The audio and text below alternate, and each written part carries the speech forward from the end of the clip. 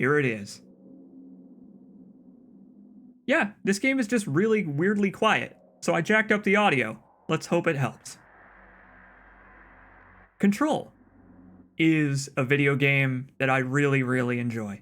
It is by Remedy, creators of such pedigree of the likes of Alan Wake, Quantum Break, Max Payne, which doesn't rhyme with either of those, but neither does Control. So really they're not breaking the mold here with this game's simplistic and hard to Google name. Control is one of the most uniquely presented video games I have seen in quite some time. It has hardly been beaten by something with a more unique aesthetic or world that appeals to me personally. I love this game. And with the release of the final DLC just this past week, I'm excited to play it for you on my new computer where I can enable the RTX stuff without my frame rate going to shit. Let's do it. It's Control.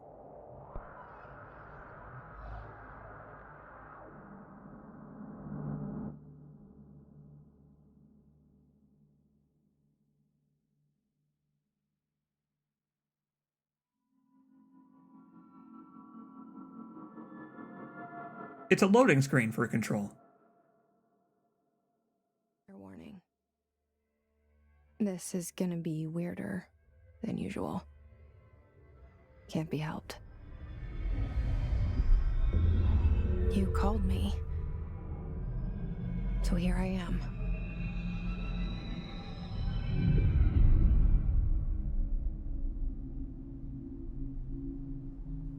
I know I shut you out sometimes. I'm always glad to hear from you. It's just that I get my hopes up.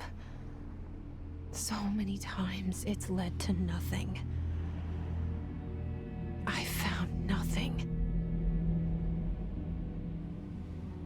It's like we live in a room, and there's a poster on the wall.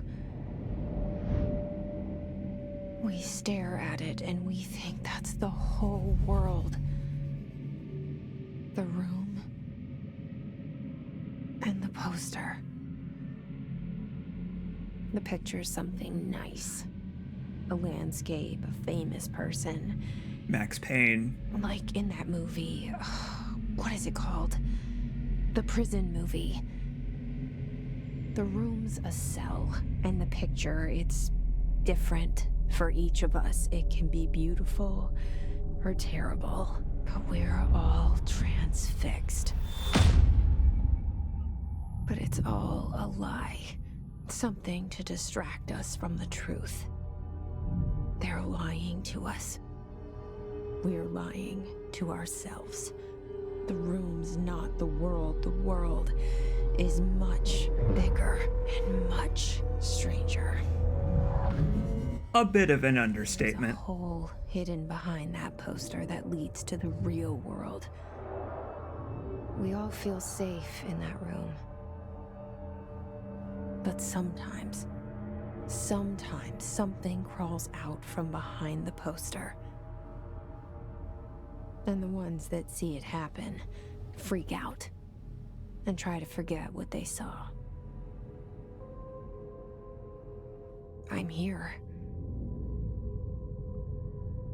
Why did you bring me here? It's a long story. Hello? Anyone here? Welcome everybody to the Federal Bureau of Control. Do you like brutalist architecture? I hope you like brutalist architecture. Although, the building only really looks like that from the outside, for now. Yeah, I see it. But what is it? I can feel it. It resonates. The things you show me, my friend, I forget. It's all in my head. There's no you, right? Oh, I'm supposed to be a little bit louder than the game audio. Well, I mean, It's supposed to get Point me in the right direction. It's supposed to get quieter when I talk, is what I mean. If it's getting too quiet when I talk, I can adjust that. I guess we'll have to find our own way in. After reading some text logs, this game has a lot of these, and I love them. It's like this game has a million SCP articles built in, and they're all confined to one page, instead of being like 10,000 words like some of the SCP articles are. Ahem. A reminder. Certain objects are not allowed inside the Bureau. Recent incidents have necessitated an issued reminder on prohibited materials. Unauthorized weapons, pagers, laptops, smart watches, smart phones, smart gaming devices, anything smart. Also number 2 pencils. Also, any objects considered iconic representations of an archetypal concept, like rubber ducks or ketchup bottles. All material under Bureau investigation is to be brought in through the private entrances. If you see any lobby personnel in breach of these policies, please notify your supervisor immediately. I've got good news for you. There isn't any lobby personnel to begin with. Nobody's here. Which is good, because it means we have free run of the place.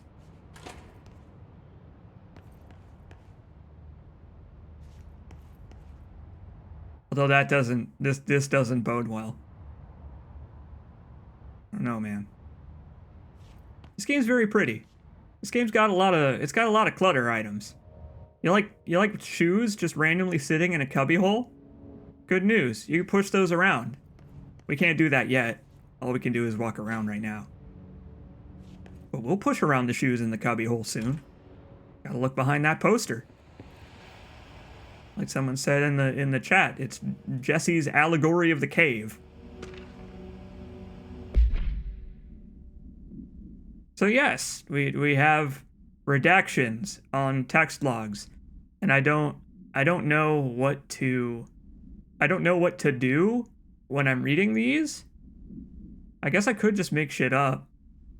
Let's see, Bureau expenditures. We've got major expenditures of staffing, surveillance, spaghetti, data center initiative, construction, home movies, replacement home movies for when they disappear inside this brutalist hellhole. Minor expenditures, we've got office equipment, janitorial costs. I'm surprised that one's not a major expenditure. Can't read that one. Mold removal and HQ livability costs. So hey, you know, the FBC seems like a nice place so far. They can have people live on site if need be. Part of the budget. They don't even make you pay for it. Doesn't come out of your salary or anything. This seal. I saw it a long time ago. I keep seeing it in my dreams. Well, good news. You found your way here. Also, my grandparents don't know how to close a door without fucking slamming it. I'm super excited to not live here anymore. I'm gonna go live here at the Federal Bureau of Texture Pop-In. Dr. Casper Darling. It is nice to meet you, sir. Our bureau at work. No time to pose for a picture. And here we have the man himself. Zachariah Trench. It's not Max Payne, but it is James McCaffrey. James McCaffrey is back. He's not Max Payne in this game. I wish he was. That'd be great. Federal Bureau of Control. All these years I've been looking for them, and they were hiding in plain sight.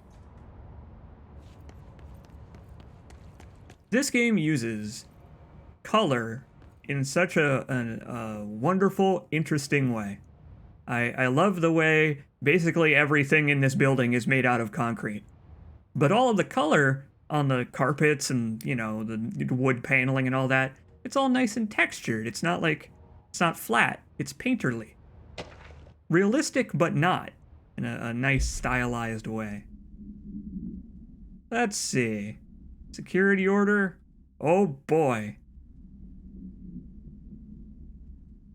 Well, I think we probably can guess what this one says. Apparently there's a shark that's grown 8 legs and started scuttling along the walls and in the vents like a spider. Shoot to kill. You got it. I like that. I like that good luck at the bottom. I would want to be wished good luck if I were being attacked by an anomalous shark. I guess we don't know that it's anomalous, but it was redacted for a reason, right? Another one. Let's see. R4 reports. Hello.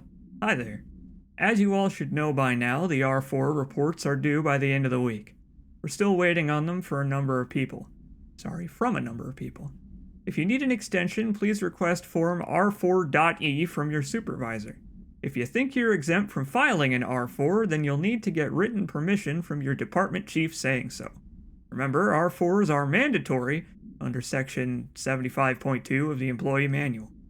If your R4 requires interdepartmental claims, then please contact the appropriate department head.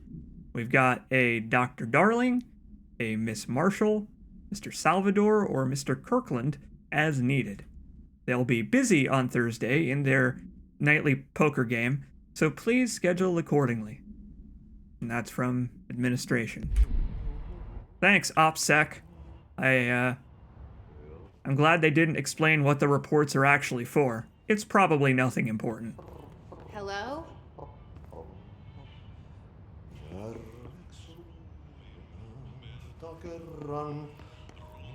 Aha! Hey, excuse me. I'm looking for directions, sir. I'm new in town. There you are. You are here about the job. Janitor's assistant. You need to go to the interview. Go that way to the elevator. Thanks. Elevator that way. Got it. Very good. I'm Ahti, the janitor, by the way. You'll work for me. You can say I sent you. If they don't hire you, then you are no helvet. There be work for the axe. Take them behind the sauna, jumalauta. The Finnish do love their saunas. Enough night shift loner jobs to know it makes us come off weird. Ahti the janitor is a friendly face in my book. Better than somebody with no face at all. Think about it. No face. That said, I know what you're thinking. If there's an axe murderer around, that's him. He seems pretty friendly to me. A little strange, but you know, I think Control is already starting to play its hand on what a strange video game it's going to be, if you consider the path we have just taken. So okay, I guess we're here for a job. Story revealed. Cell and the poster. Now you can spoil whatever you I want. was 11 years old the first time I saw behind the poster. They told me I imagined it. I've been trying to pull it down ever since. Will you help? Gladly. It's what I'm here for.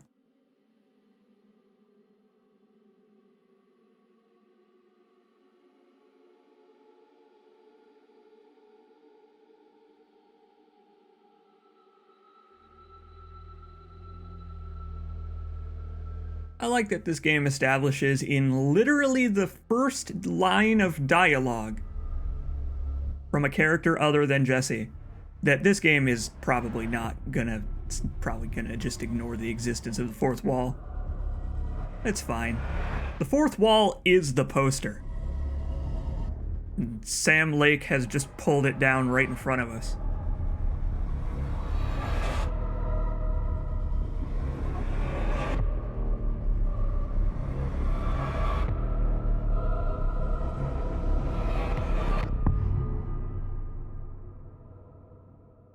Check this transition out. How about that, Did I right? leave there for a moment? You know what's on my mind. My baby brother, Dylan. 17 years since the men of this bureau took him.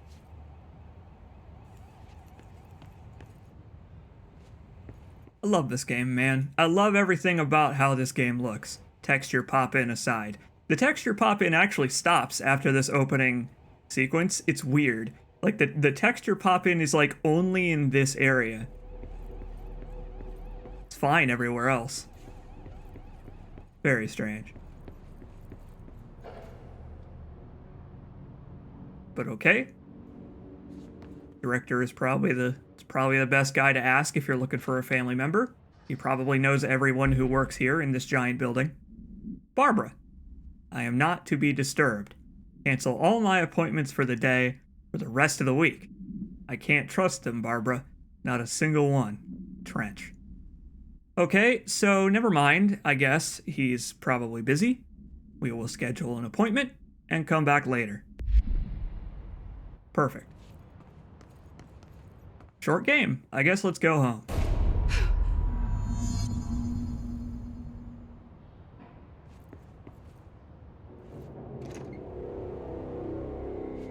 Shit. Shit. You want me to pick it up? The murder weapon? Really?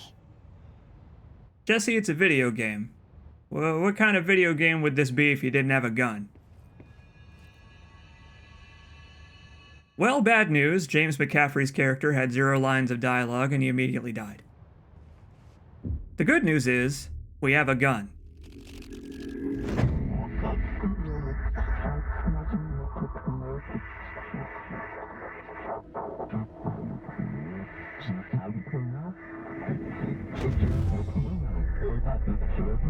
And there goes the poster. Objects of power can cause or be results of AWE's altered world events, intrusions upon the perceived reality. Now, the service weapon is, of course, a prime example of an OOP, a very powerful one.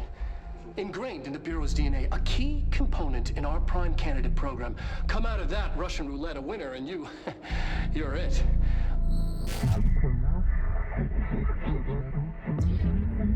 Does that count as being promoted? Is that what a promotion is at the FBC? Look at this place. Where am I? I have a health bar now. Wild.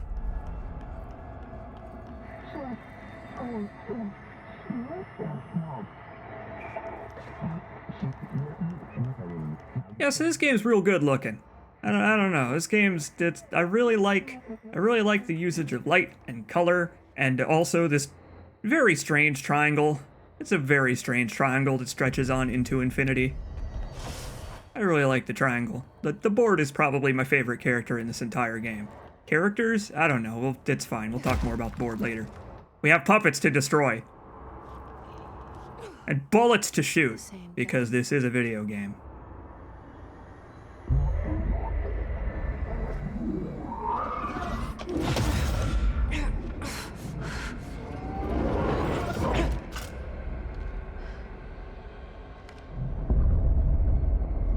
Okay, now I have a gun. Time to video game some folks. And yes, subtitles are enabled by default, but if you turn off subtitles, it will, in fact, turn off subtitles for the board, which is hilarious. Oh, it's so great.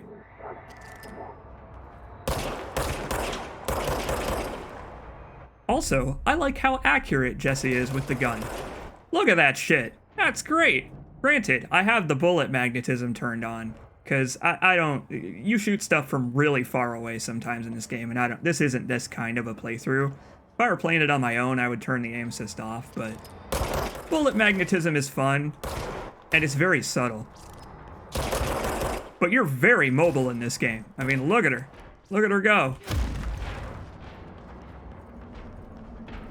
She runs around pretty fast.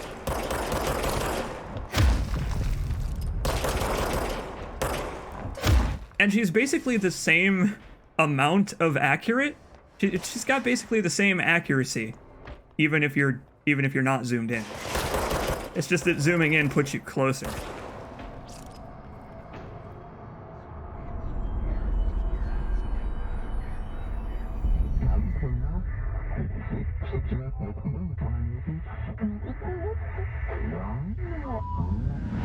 Look at that.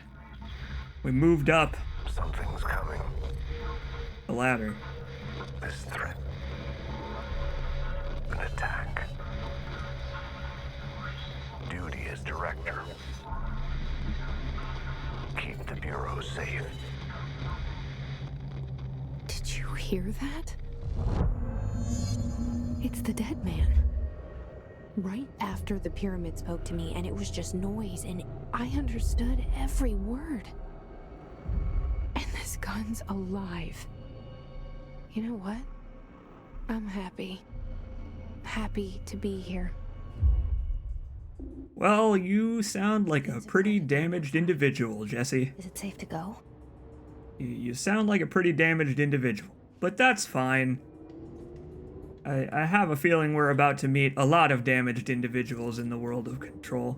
Hey, I don't actually have to do any of this. Check this out. This game got a photo mode and an update. Yeah! Photo mode in video games! Do you like photo mode? Do you like production stills of James McCaffrey and other people? Hell yeah! Examine all of the textures extremely closely. Look at all of the textures super close up. So okay, I was lying to you. I was telling a mistruth when I said that James McCaffrey was only a visual cameo.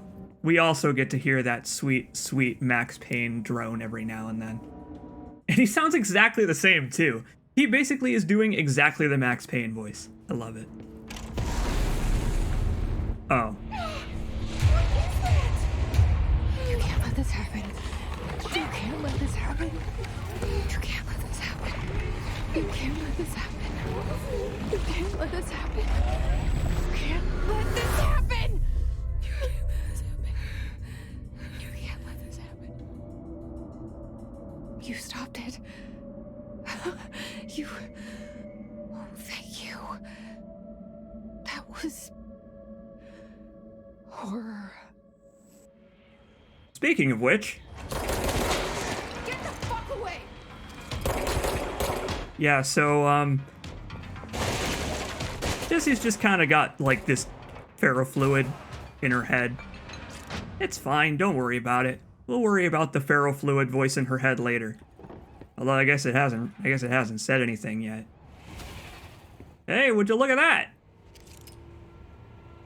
Boy, they redid all those portraits pretty quick. We've been the director for literally 30 seconds, and already we've got a placard. I like this place already. The hotline. Secure line of communication. Guide us. Reach the hotline. But it's all the way in Florida. The hotline, says the dead man. Okay. She's just so accepting. Oh boy. She's just so accepting of all of this nonsense already. She literally just got here and she's already like, alright, whatever the hotline is, I'll find it so I can talk to Max Payne a little more. But to be fair, I would do exactly that. I think I might actually turn the aim assist off for now. I'll turn it back on later, but I might turn it off in the settings for now. We'll see. We'll see. This is a very difficult game. It's just not difficult yet, because I've played 1,000 hours of it. And I have the aim assist on. We'll get there. Control is not an easy video game. Oh, but it's so enjoyable. And there's so many physics objects to shoot at. And my new coworkers / underlings are all here to welcome me to the position of director. Although this guy looks a little preoccupied with his work.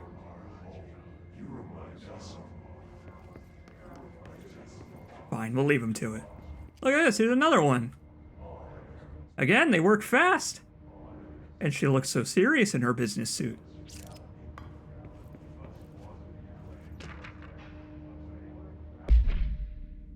Let's see. Agenda items for next executive meeting. Got the rising costs of AWE response, update on mold eradication efforts, Upcoming annual salary review. New supplier of coffee filters to be found and vetted. Please come prepared. Bring a coffee filter, just to demonstrate. Make sure to bring your book report on coffee filters. Also the rest of it, whatever. Very important. Very important minutes. I'm glad they kept track of them. What happens when I shoot a fire sprinkler? Water comes out.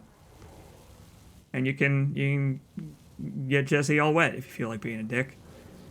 Also, the fire sprinklers actually work if you start a fire, which we don't have any way to do that right now. But if we start a fire and we put it under a fire sprinkler, it will turn on, which is stupid and fun. They put so much detail into the physics objects in this game.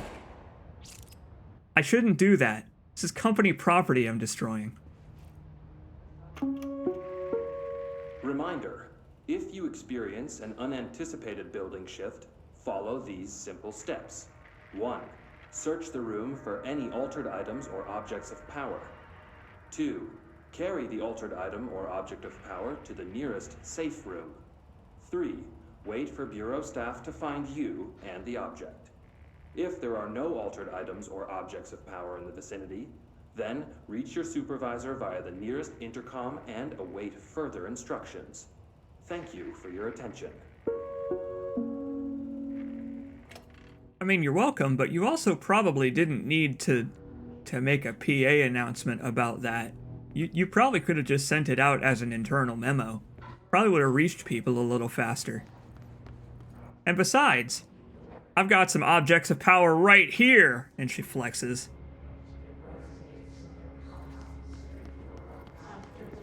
Hey, the gun's got basically no recoil for the first few shots, so I think it's fair to say Jessie's got some pretty strong arms, even though she does look kind of like a string bean in that jacket and the jeans. I like her outfit though. I like her outfit a lot. It's very person trying to remain inconspicuous while also being ready for anything. Let's see. Dinner reservations at 7 p.m. at Chez Ambre. Maybe it's Amber. Maybe it's Amber. Amber. Maybe it's like the word timber. Or it's actually like timbre. Wife will meet you there. Don't be late. Flowers are ready for you at lobby reception. Remember, she is turning 46. You know what? I bet someone out there probably does have to write a note to themselves about how old their wife is. Also, you know, like when your anniversary is, stuff like that.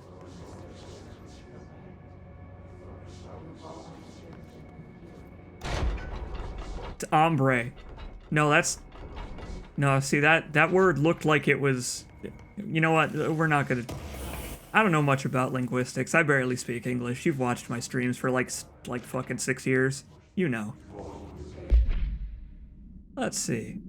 For Marshall's eyes only. Marshall. We checked out the suspected AWE in Duluth. Wasn't anything. Just like the house fire before this, although the sprinklers did work properly. And the malfunctioning clothes dryer before that. My team is getting pretty sick of duds. We need to find... Oh yeah! Typos in official company memos!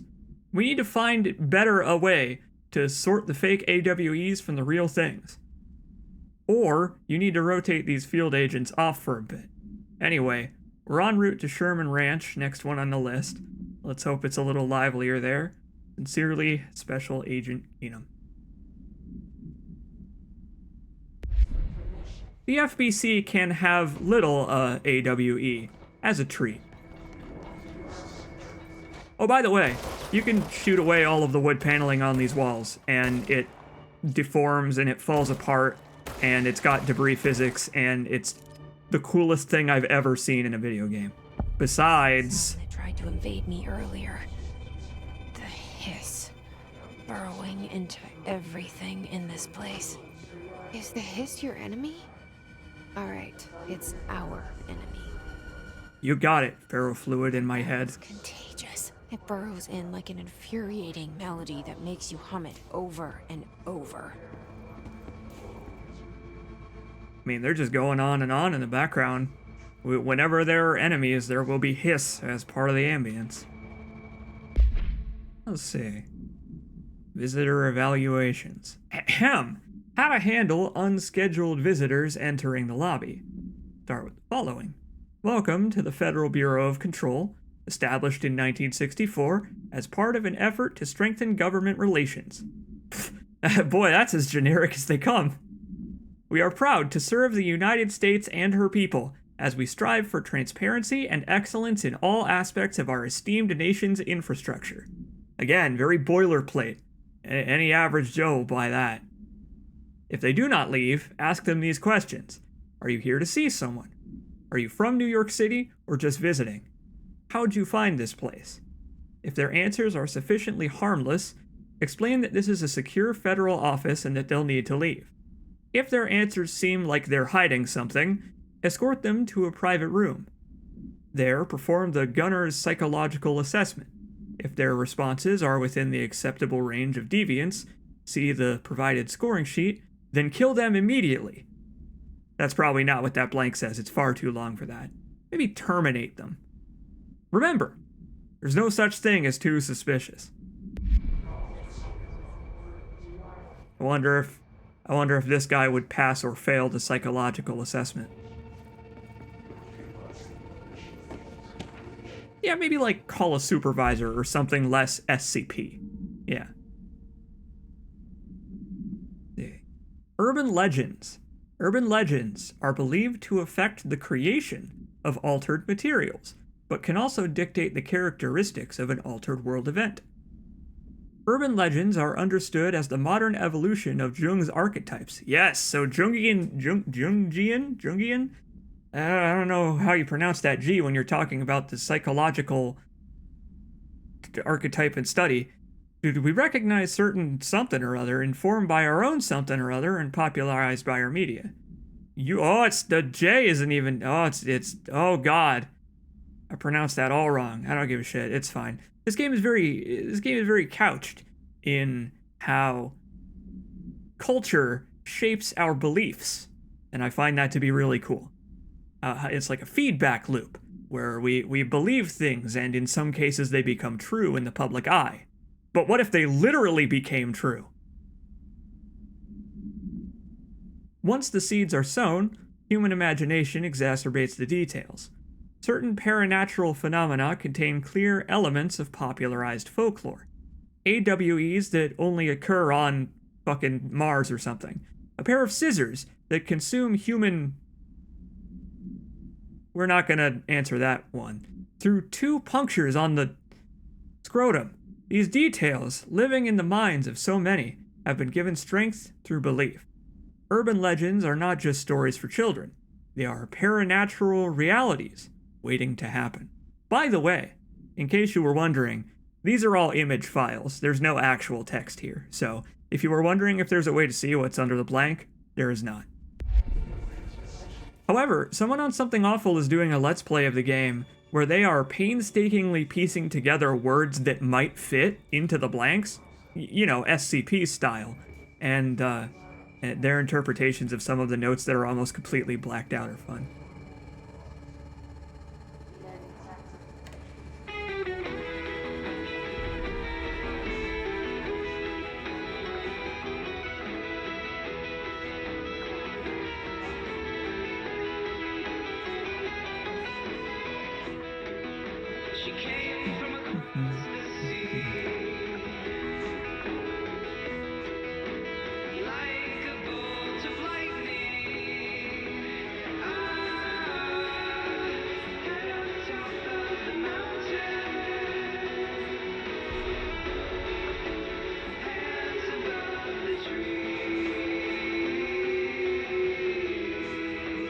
So this game has several radios that you can just listen to music on at certain points around the FBC. And the music is all fantastic and weird and interesting. And I don't give a shit what you think about it. We're listening to it. It's the Alan Wake Let's Play all over again.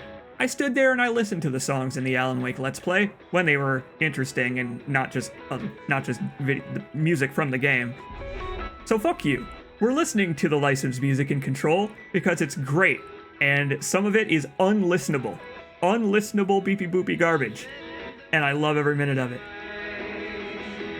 It is real music, yes. Burned into my retinas.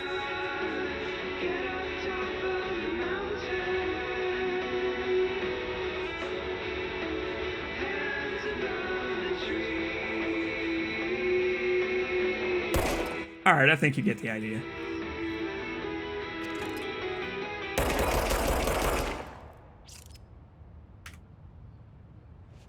We will be able to listen to music on the go later. This is the only one we will have to stand around and listen to. And I don't mean that in the way that you think I mean that, probably. By the way, this isn't just a game where you read notes, it's also a shooting game.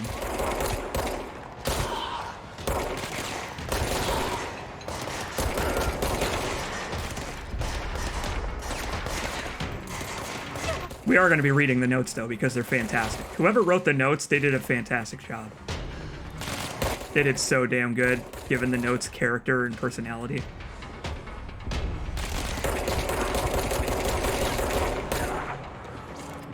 Named enemies are bosses, by the way. Eat it, Pulaski. Consider yourself demoted. Control points. Anatomy. Corrupt. Spreading. Cleanse the control point. What does that mean? Help me fix it. It's a video game. We do what we must. Control points, another important aspect of video games. And just think, because of that note we picked up, you and I may have made control points in the world of Control a real thing. By thinking about them in the context of capture this and the bad guys go away. What if our understanding of what a control point in a video game should be We did it. Hello, made this happen? can you hear me? Are you with us? With the Bureau? Are you still sane? Well, I do Let's Plays and live streams for a living, so no. But Jesse might be. I can't tell you how happy I am to talk to somebody sane. The feeling's mutual. Yeah, I'm Pope, Emily Pope, Dr. Darling's assistant. My turn. Should I lie? Jesse Faden. I'm just visiting. I should have lied. Oh shit! You're the new director. Hold on, we're coming out. Better get this party started.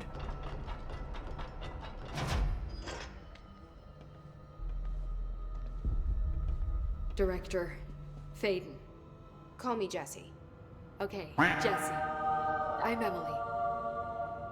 Look, somehow this hostile force, this Hiss? that works. Somehow the hiss managed to infiltrate the building without any warning. And just like that, my name for it is official. The hiss. Congrats, Like director. the sound of poison gas leaking in. We're in full lockdown. It seems to have spread everywhere and to everyone not protected by an HRA. And, extraordinarily, you. You are the director, and that makes you special by definition. Trench is no longer the director, obviously. I'm sorry. He's also Talking no too much. longer This alive. whole situation It's is probably should mention. Trench is dead. Shot. Ah, Thank you, On Jesse. his body. And the gun. Do I tell her it looked like a suicide? the service weapon. Also, and this can sound crazy, but he keeps appearing to me, saying things. It's hard to make out, but he told me to cleanse the control point, push the hiss out. The whole room shifted around. You did that? And you entered the building when it was already in the lockdown before you became the new director? How? I'm not ready to tell her about you yet. A janitor let me in. I love it. This is fucking unbelievable. I can't even. Look, Jesse, I have a million questions, and you probably have a million more. Give or take. Like, do you know my brother Dylan? Not yet. But there's something I need to ask you to do first. If you can cleanse a control point, then you can maybe cure those infected or possessed by the hiss. Because if that's possible, our options are very different. Emily Pope. I don't know her, but I like her already. She's the opposite of the faceless agency I've blamed for what happened to me for so long. But I can't trust her yet. Or rather, the Bureau she's a part of. Yes. I can try. I love how long she hesitated before responding there, just staring at Try it Pope. together. It's just, I don't know. Okay. You with me? We did it before. Push the hiss out. When you consider how long she was standing there monologuing to herself and her ferrofluid brain friend, it's not, I don't know, she's a little socially awkward, but it's not really her fault. Thank you for that subscription, by the way. You may notice during this playthrough of Control that there will be phantom quacks from nowhere every now and then. That's just a rubber duck object of power following me around. I have yet to secure it. Do you think her internal monologue happens in real time?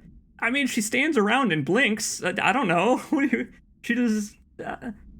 It's. I can't tell if it's on purpose. I don't know. It's wonderful. Let's see. Control points are locations that the Bureau has identified as being vital junctions of the oldest house. When the appropriate harmonization devices are arranged around the control point in the, let us say, haphazard arrangement, the surrounding area will not experience any unforeseen building shifts. These control points are discovered by a really long process that's way too involved to talk about here. Detection of an unobstructed ping using presumably the radar within a 37-foot radius. Numerous researchers have attempted to define control points, calling them nerve junctures or other things or vulnerable spots of the oldest house. The common factor in these theories is that control points are susceptible to external influence, which allows us to stabilize the oldest house and work more confidently inside it. Theoretically, this technology could be extrapolated to stabilize the oldest house as a whole, but testing has found that certain parts of the building, same thing, refuse to be controlled like a spoiled teenager who refuses to turn down his music. They have to throw out his headphones to teach him a lesson. And instead of throwing out the headphones, we're throwing out the ability to control the shifting nature of our surroundings. Speaking of which, let's do it. It's time to drive the hiss out. I'm sure it'll be just that easy.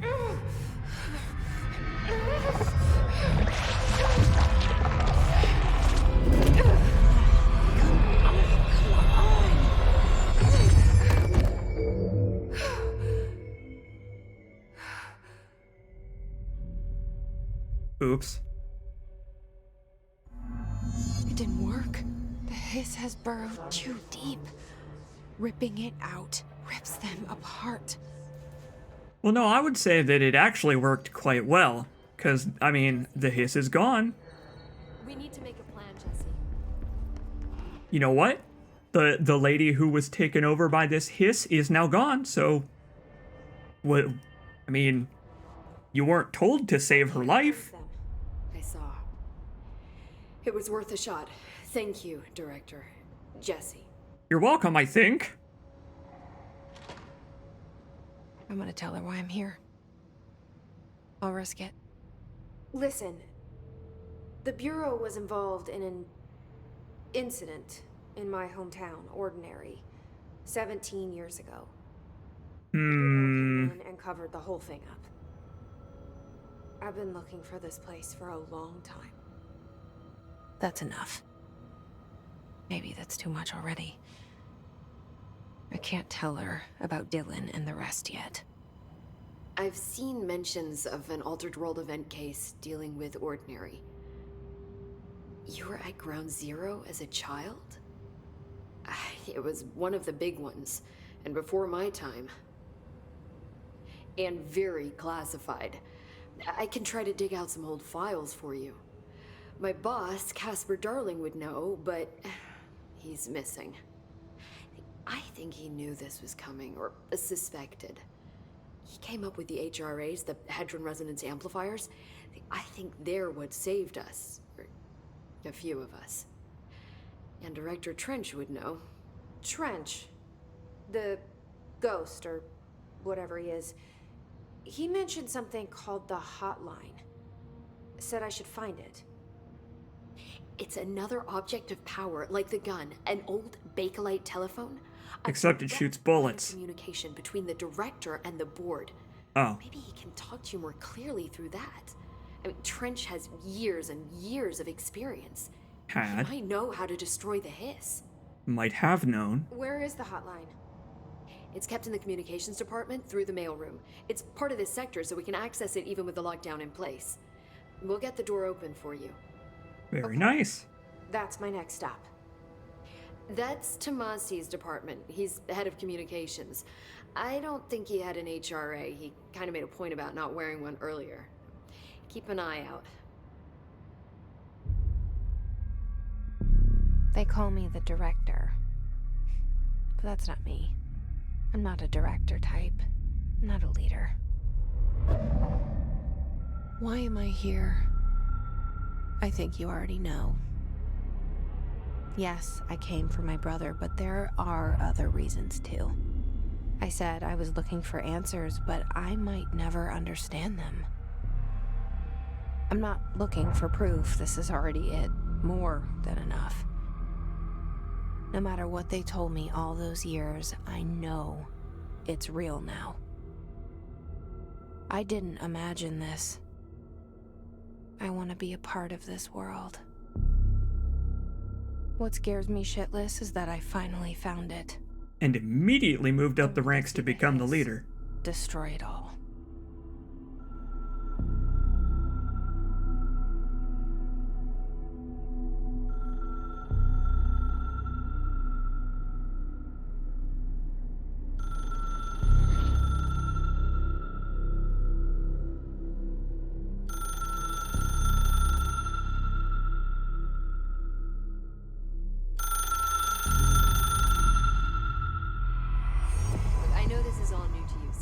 Don't hesitate to ask me anything you want to know.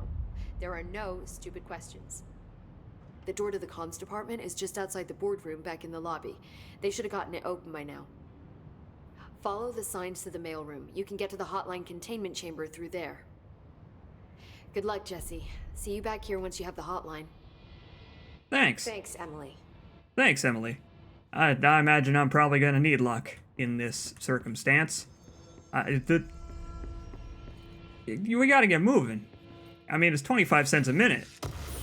Well, I mean, it's probably more like 5 cents a minute, but given the aesthetic of this place and the time period it appears to be stuck in, 5 cents a minute is still 25 cents a minute. You adjust for inflation. And hey, look. You got every sorry bastard who unfortunately ended up as the director of this place. Although they got to have a cool gun, so I don't know if they can really complain all that much. You know what would be a better way to get a look? Photo mode. Man, I'm glad they added this. Photo mode is so cool. I love photo mode in video games. I hope more video games have photo modes in the future. This should just become one of those things that video games have. But putting, video game artistry and aesthetics in the hands of the player, so they don't have to use like cheat engine and script hacking to make a free cam mod, like for, I don't know, something like Dark Souls.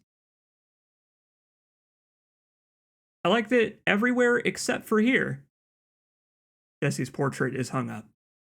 They haven't updated this room yet. Although there is there is room on the walls for a whole hell of a lot of portraits. I mean, look at all that pre-planning. And then, like, each of these walls could hold another row of portraits. They are set on space for including portraiture of their directors. So we could talk to Pope about several things, but we will do that later, because I want to do a little bit more shooting before we settle in to do more chatting and dialoguing. See, the benefit of having played this game a number of times is that I have a pretty good idea of when things like side missions or new areas or new dialogue becomes available. And I hope to send you on kind of an informal tour of Control, so that even people who have played it and like it a lot will probably learn something new along the way. I don't know, just because that's how I like to do things. This is a classic C. Jacobs stream. I'm getting back to form here, just playing a game that I like for the internet. I don't have to worry about playing it blind or mysterious splotches on the floor. Well, those are there, but they're in my room in real life. I just have to worry about playing a fun video game and hanging out with people online. A welcome message.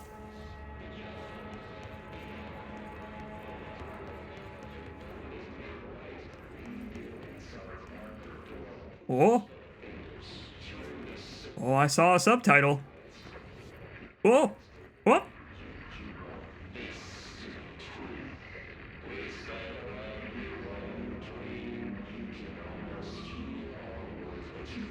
Yeah, so you're not actually supposed to be able to understand the hiss speech right now, but they are saying real words. There's a very, very long diatribe. So we'll listen to the full thing later. Oh wow, the subtitles actually stay if you manage to trigger them.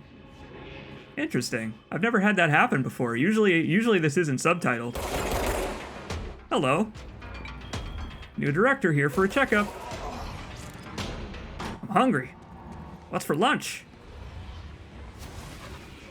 Oh, it's Griblies. Who could have guessed? But yeah, the dialogue from the hiss is very strange, and I don't know if it makes any sense. I don't know if it's supposed to make sense, is the thing. I don't know if it's supposed to be just nonsense that drives you crazy and compels you to listen to the gestalt entity of the hiss, whatever it is. I don't know. We'll find out. We're gonna be reading the text logs, so they'll hopefully tell us. But maybe it's up for interpretation.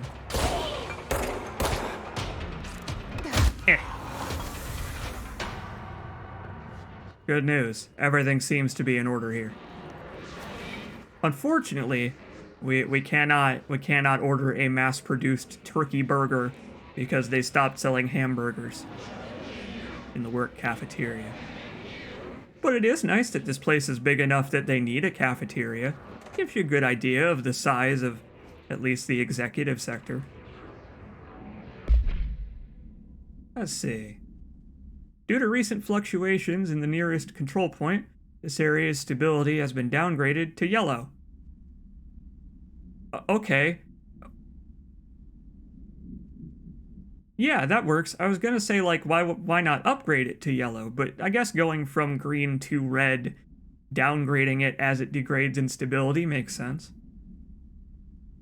Looks like going from green to red is a general estimation of the chance of a building shift. Lots of seismic activity here in the oldest house.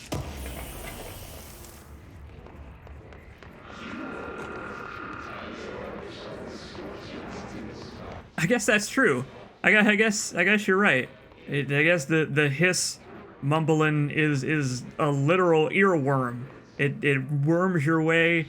It worms its way into your brain, and then you can't stop listening to it, and you don't want to listen to anything else. That's what it does. It describes itself. Travel costs, week 83. Visited the following Nevada accommodations: Desert Sun Inn, Big Sky Motel, Starlight Motel, In and Out. Again, no burgers, only turkey burgers. Aztec Court, Sleepy Bear Motel, Silver Spurs Ranch, El Gato Blanco Inn, and A Plus Lodge. Accommodation, $831 fucking dollars. They must be close to Vegas, Jesus. Meals, $714. Gasoline, $295. Hey, that's not bad. Mini bar, $313. I think it's like that tweet about buying $1,000 of candles, and it's like, how do I fix my expenditures? Buy less candles? I do wonder if a motel called the Ocean View is going to be found in a landlocked state, but hey, I guess I'm not paid to think, right? And for the record, I, again, request that you give us the budget to get 2 rooms each night. Agent Rowley and myself are very tired of sleeping in the same room. See you on the road, Agent Hines. The boys in research said performing rituals may help identify any places of power. Drinking those little whiskeys is my ritual. Yeah, but you could also just go to the bodega and get a finger of Maker's Mark. That would cost you a lot less money. You know how expensive those little mini bar drinks are? They're really expensive. Too much to be worth it.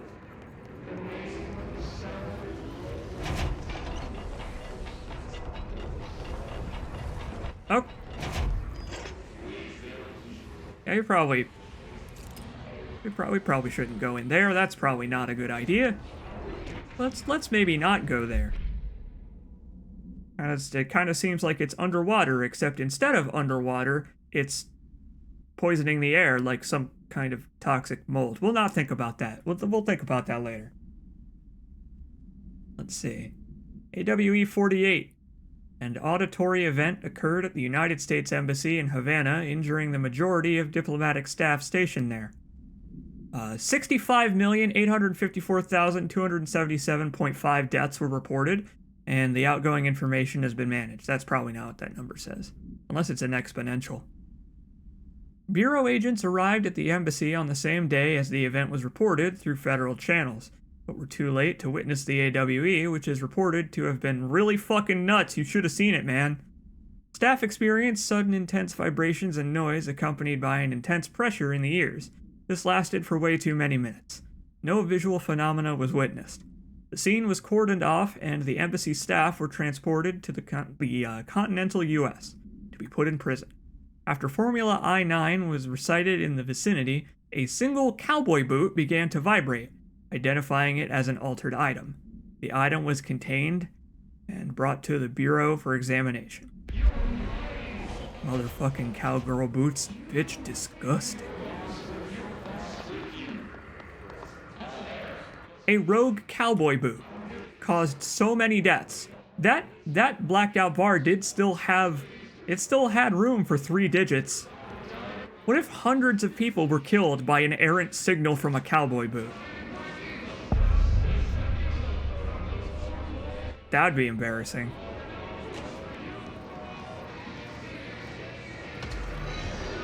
Oh boy. Bad news, they have shields. But the good news is I have the ability to crouch behind cover. You're not really supposed to do it though. You're not really supposed to crouch in this game because standing still at all makes you a really easy target, especially for some of the later enemies. These guys are pansies compared to what we'll face later. Again, this game's really hard. It's just not hard yet. But we'll get there.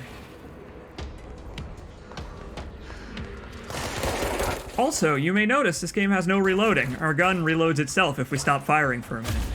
Which is nice, because it means that I can just use the R key to swap shoulders instead. I don't have to worry about reloading. The gun reloads itself. Thank you, service weapon. It grows new bullets. Just like the oldest house grows new concrete when you leave it unchecked.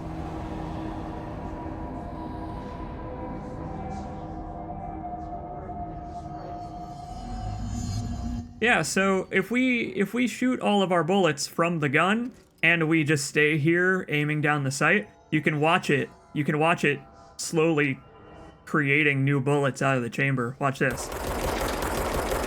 You can see how as I shoot the gun, the number of, I don't know, crystals it has goes down. And then when it's out, there it goes. Oh, it's so cool. I love the animations for stuff like the gun in this game. It's just so weird and like, it's so weird and alien and in such a wonderful way. So let's see. Let's read some dead letters, why don't we? This place seems like it's full of information. Jesse's brother probably has a dead letter around here somewhere. Everybody on the planet Earth probably does. To whom it may concern, I am being contacted by the past presidents of the United States of America. They appear as spirit guides, giving me their wisdom. John Adams keeps saying I need to fix America, but I can't really understand him. They all have a lot of opinions. People tell me I'm imagining it, but Theodore Roosevelt showed me how to fix my lawnmower, and I don't know a thing about lawnmowers. Explain that. Well, I'd imagine that Roosevelt probably didn't know anything about lawnmowers either. I have great dead men telling me about the past and the present. If you'd like to use my abilities to help run the government, please let me know. I know the White House could use me. Yours in earnest, James Bartholomew. James Bartholomew, I will be contacting you post-haste. You can tell me all about selling missiles to Iran through Reagan. Everybody's favorite meme to talk about ever since the Call of Duty Cold War trailer premiered. Or to press F to sell missiles to Iran and all that stuff. The best part is, the best thing about memes is when they have a solid foundation in reality. What have we here? Singing fish. Mr. Governor, I called the police, but they never come to my house. I got a problem, and you gotta send folks to fix it. I got my wife one of them singing fish on the walls. It's not a real fish. It sings when you hit a button. But it's got the devil in it. Should I read this in an offensive southern accent? It's got the devil in it. It flies around at night and sings devil songs. Says lots of curse words. The devil got in my house because of the fish. And you gotta come handle it. My wife is real upset. When can you come? Sincerely, Dwayne Barr. Sorry, Dwayne Barr. You need at least a double-digit IQ to be able to deliver a letter properly to the post office. So, your mail ended up at the FBC instead. Let's see. Greetings, Director Trench. I'd like to thank you for approving my request for the Dead Letters Archive. Cataloging the Bureau's collection of delinquent mail will provide an extremely handy database that research teams can use to search for any connections or related topics found among the letters. Aside from the more functional purposes, the archive will allow us to preserve these windows into authentic human encounters with the paranatural world. The letters come to us from various places and times gathered by the Postal Service as undeliverable. Oh, it's funny, Control. The Postal Service is having that problem a lot these days due to the efforts of a certain someone. Let's not get into that. Let's not worry about that. This game came out before that happened. The Bureau is the perfect home for them. I realize not all letters contain accounts of genuine paranatural events, but even the erroneous ones will allow us insight into how the unknown is perceived by real people. Of course, I will first compile a system to allow us to analyze the letters for any information or suspected connections to AWEs and other altered materials. So thank you again. Can't wait to delve into my dead letters, P. Bartwell. Hey, P. Bartwell, you got your work cut out for you. They're cutting the budget. It's too late for the post office. The FBC will deliver our mail now. Or not, I guess. Book Club. Penny. Hey, we know what the P stands for now. Hello, avid readers. The Bureau Book Bunch will convene at the usual spot in the corner table of the cafeteria at 5 p.m. on Tuesday. Currently discussing Unless You by J.D. Brooks. Everyone should get their reviews to me by Monday before lunch so I can generate some conversation starters before the meeting. Happy reading. Read a whole book in a week. These people who work here are probably smarty pants. They probably know what they're doing.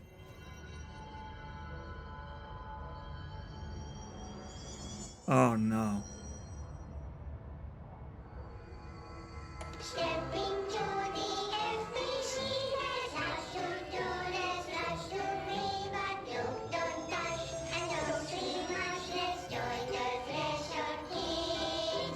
Let's join the Threshold Kids.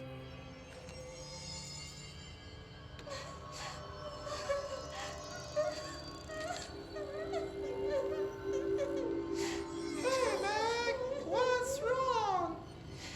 My mom's dead. I'm so sorry, Meg. What happened? I don't know. He blacked it out. It's like the director says. Confidential I love the hand. Don't start with C. You know what else starts with C?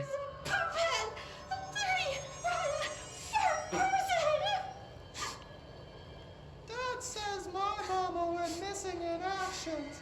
She walked into the city and didn't come back. I don't know what missing in actions is, but I sure wish someone would find her. I'll help you look, Topher. We'll find your mama together.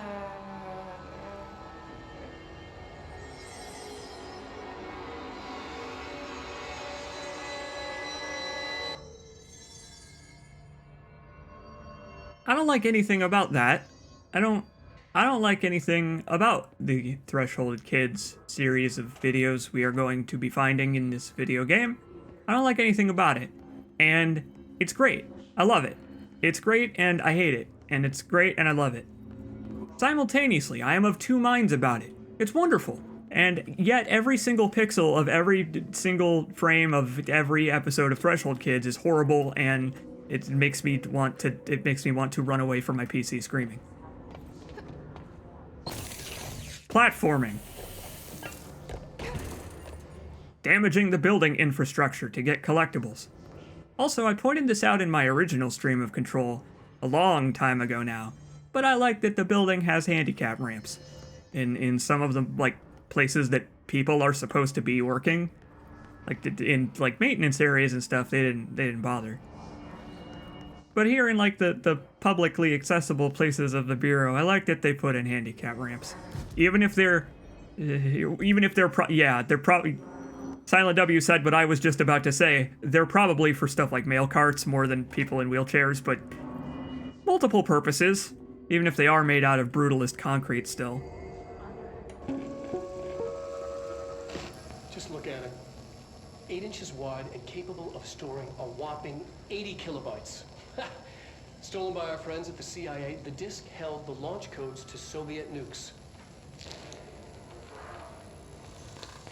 This is not the disk, of course, but one exactly like it. A perfect fusion of concepts vibrating in the Cold War era collective unconscious. It is a receptacle for dangerous energies to hone in on, and they did. We don't have the details, but when things started flying around the disk, it was transferred to us. It's an object of power. OOP. Oops. And it can launch things telekinetically through the air. To date, we've launched maybe 3 dozen pencils. And once, we even launched a cup. Now that's impressive.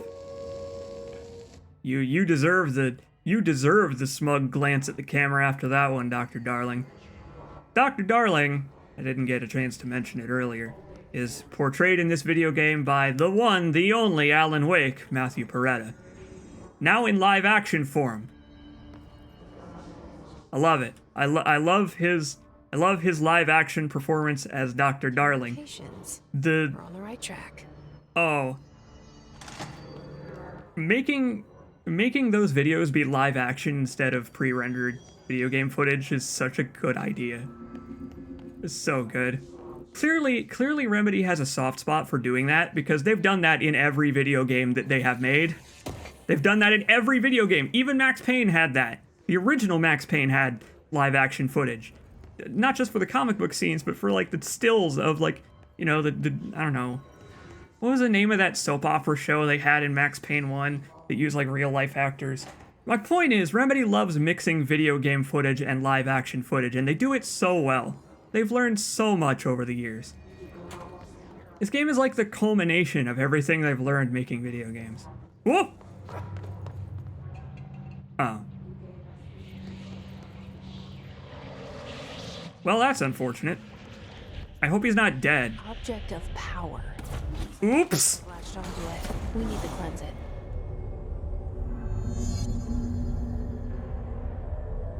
Yeah, alright. Sounds easy enough. If I stay here long enough, it'll run out of pneumatic tubes to throw at me. Probably.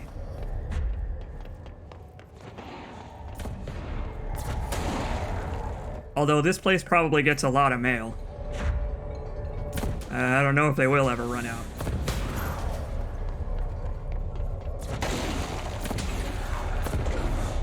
Yeah, pneumatic tubes are cool, but they're also apparently very dangerous if you have a Soviet era floppy disk that can launch pencils and cups. And pneumatic tubes, as it turns out. Come here, you! Get back in your holding cell.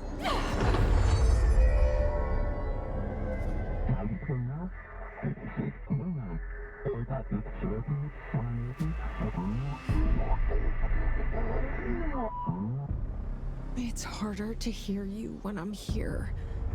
It's like the channel's been changed. The board's in charge here. They're pyramids in the Bureau seal. Are they really the ones pulling the strings? I'm not their director. I'm no one's director. Your portrait is already on the walls, Jesse. Unfortunately, they have planned for you to believe this. They probably knew you would feel this way. The powers that govern the universe you inhabit.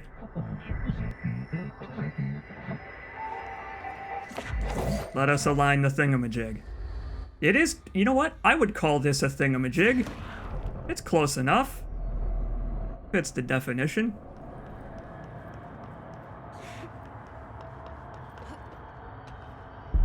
That was close. You know, it's funny, thinking about some of the things that the chat is currently talking about. My grandparents are almost like the board to me, because I can hear their indiscriminate murmuring through the walls all the damn time, because the walls in this house are made out of paper mache. Whoop. We now have telekinesis, which means that we can throw extremely heavy objects at our enemies, and the objects will continue and will knock over multiple enemies in one go. Because video games just get cooler and cooler with each technological generation. This is the age of physics objects.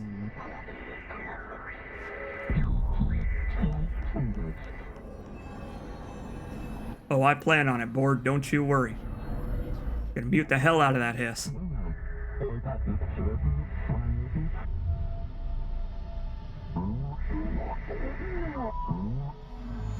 There you are. You were gone. Cut off. I got it. Just like you wanted, right? This will help me fight the hiss. I am the thrower of pneumatic tubes now. Eat it! And yes, in case you did not realize the pun, we now have launch, the telekinetic power, because the disc held launch codes. Get it? For nukes. It held launch codes, so now we can launch things. They're all like that, actually. All of these fun powers we will receive, thanks to, I don't know, the board, I guess, bestowing them upon us for completing their weird video game challenges. All of them are basically puns like that, but some of them are more indecipherable than others. Oh, but I love them. I love it so much. I love this game. Just everything about it. Give it to me. I want this game to never end. Where do you think you're going? Running for cover, I see. It ain't gonna work. I like that fire extinguishers actually spew. If you shot a fire extinguisher, would it do that? I hope it would do that. I've never shot a fire extinguisher with a gun before. But I'm sure someone somewhere has, if only for science. But I would hope, you know, I would hope for science, not just for fun. Book club. Samson. So I don't usually read a lot of sci-fi, but as far as space operas go, this was alright. The title, Unless You, could refer to a bunch of things in the book, I guess, but I thought it was a little vague and stupid. The way the characters kept throwing it around almost like a catchphrase got real annoying real fast. The best part of the story was the space battles. I sided with the Fixers, obviously, because they had the coolest tech and their motives made the most sense to me. Honestly, if I had to choose between some hoity-toity, flowers and guns space hippies, or a badass bunch of warriors who go around devouring planets like cheap sushi on a Sunday, I know who I'm picking. That scene where they invade City Planet and convert the entire population using those brainworms, and that space dog fight.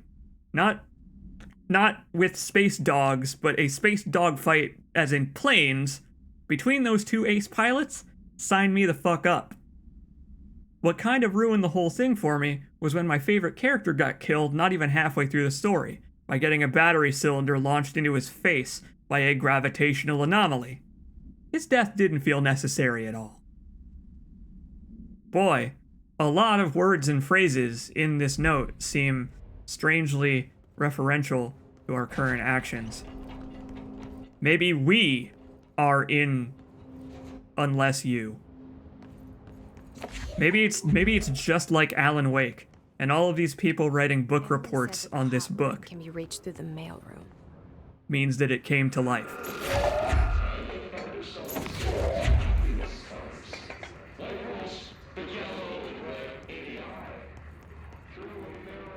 I like that they have control of the PA system, the hiss. So at any point, they can just call us like it's Death Stranding and they're Die Hard Man and remind us that they exist because we haven't spoken to them in like a few hours or whatever. Like, I'm just expecting at one point they're gonna call us on the PA and it's gonna be like, boop, beep, boop, boop. Jesse, this is Hiss Hardman. Then they're gonna tell us about putting down ladders, using ladders to reach new areas.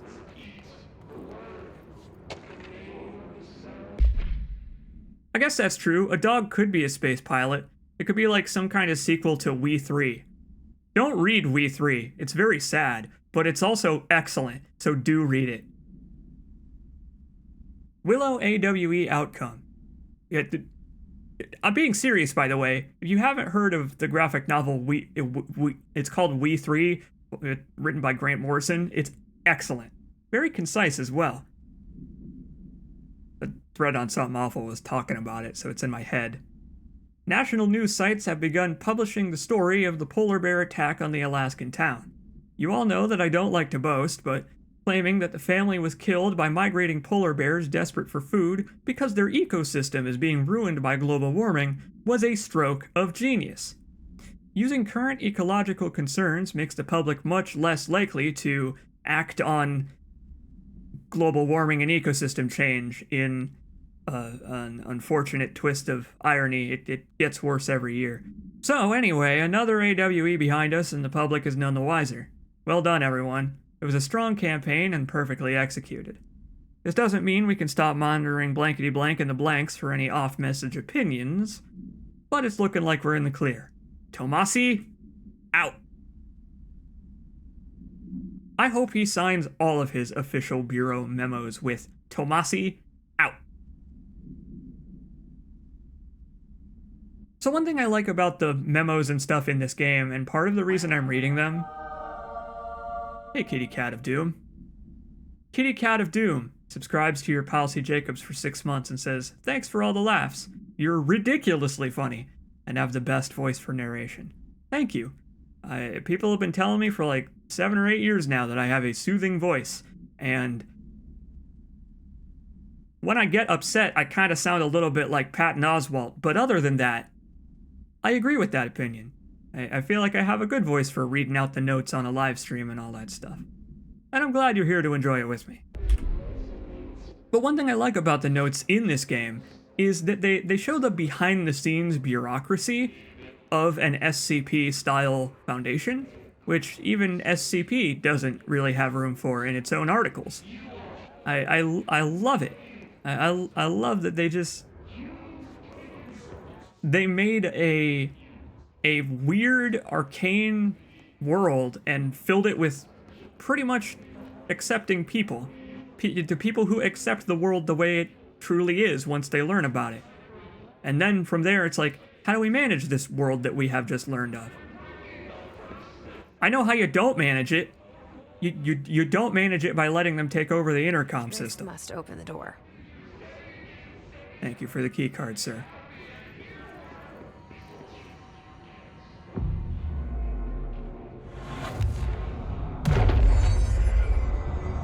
No, this place sounds pretty good. Well, you know what? I would hold on to that opinion, actually, that the FBC doesn't sound like a terrible workplace. You hold on to that opinion until we get some later notes.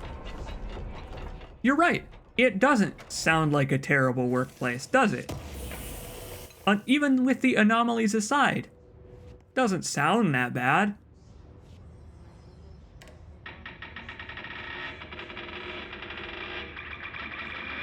Oh, this one is weird. I remember this one.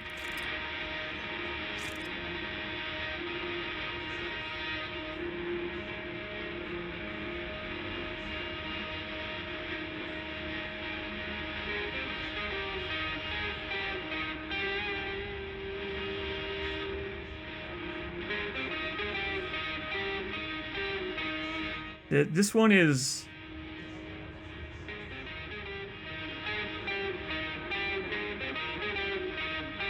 This one's a better example of what the radio songs in this game are like.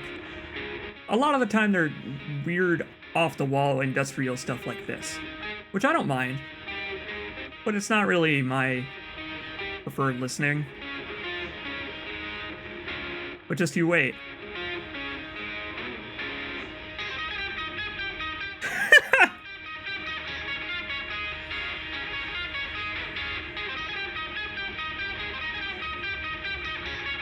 All right.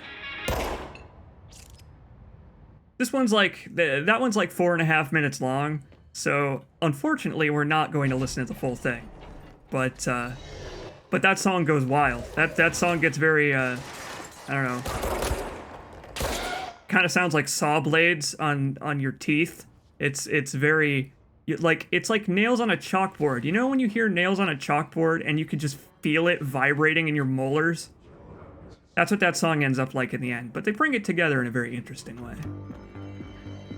You're listening to America Overnight, mystifying the airwaves for more than 29 years.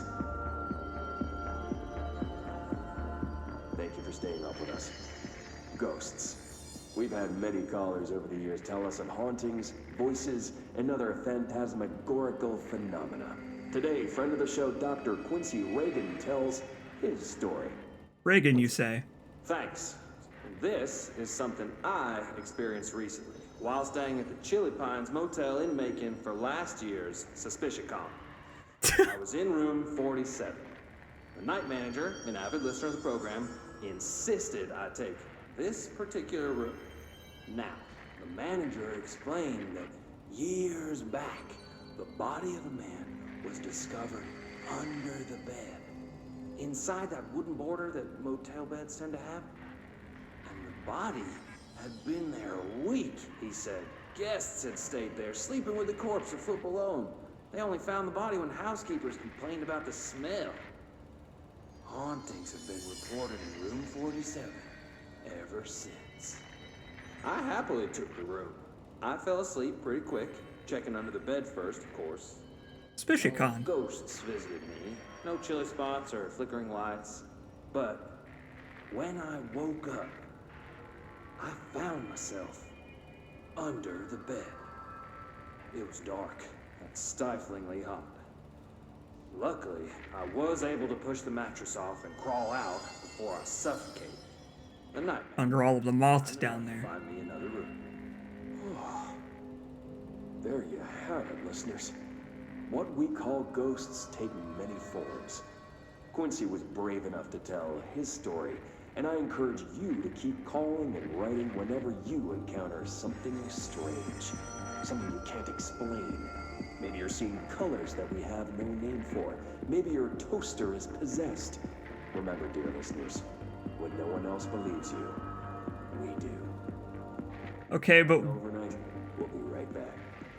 yeah, but what if my toaster is both possessed and rapidly changing colors outside of the UV spectrum? What do I do then? Can America Overnight even handle that?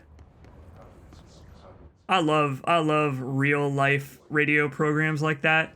They're always so fascinating.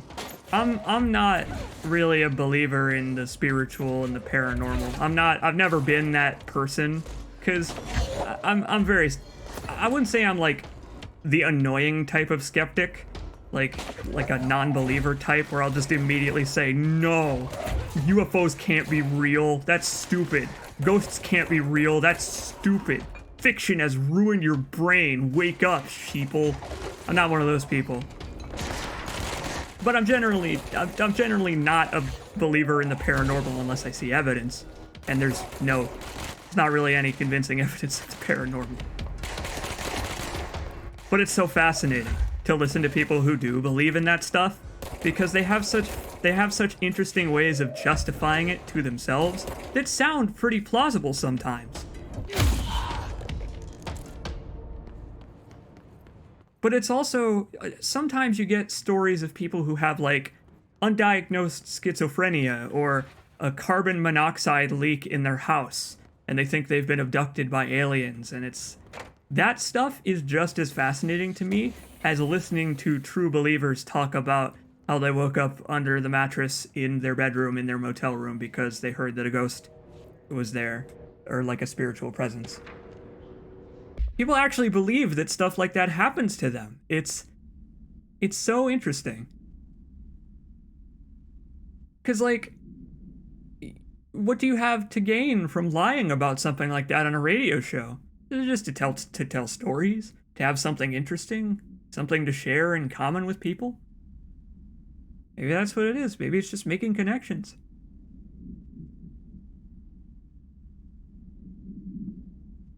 Most of the arguments for the paranormal's existence are trying to pass off absence of proof as proof of absence. You can't prove it wasn't a ghost. That's true. I mean, and then there are shows like, Ghost Hunters, or that fucking Zach Baggins guy who popularized the idea that you can actually see a ghost as a shadow walking down a hallway. Like, that's a thing that can actually happen scientifically. Which, for the record, it cannot. That's not really, that we know of with current science, that's not really a thing that has ever been actually seen happening. But this isn't the place to have such a discussion. It's just that the idea of ghosts in fictional media has just kind of like entered the public collective, the collective consciousness of human beings as a thing that could be real. And that kind of shit is just so fascinating to me. Anyway, data breach. How about something realistic, like a data breach? Last month, our on-site server experienced an intrusion by unauthorized users. After a thorough investigation, it was confirmed that the users only accessed a video file, which contained portions of various Dr. Darling presentations. Investigators were able to track the users through their IP addresses. The following are the confirmed identities of these users. Oh boy! I'm not even going to try. I don't know who these people are. But they're in breach of Bureau Code 91, and have been placed under surveillance by our external investigation team. Further action is pending. We're just going to monitor their internet forever and do nothing about it. You know, like a government organization does.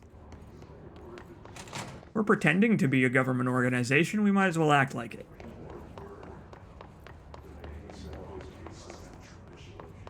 That's right. Unlike ghosts, data breaches can't harm you. A ghost could harm you, and probably wants to harm you.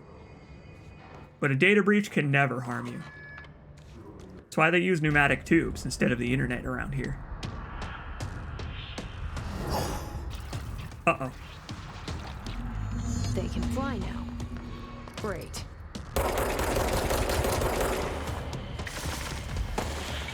They also have telekinesis.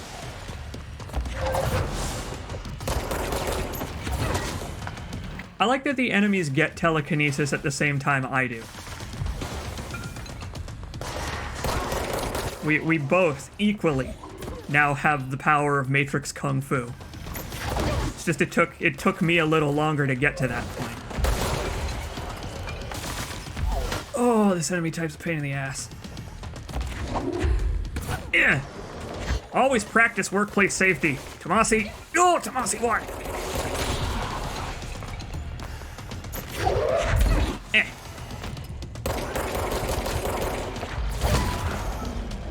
Hey, I actually hit him with that.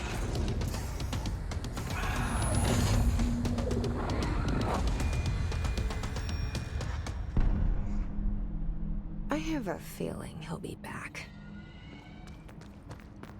I mean, I didn't kill him, so Should be past the mailroom. it didn't. He unfortunately is still alive if you can count being controlled by the hiss as being alive. So yeah, we'll probably meet again someday.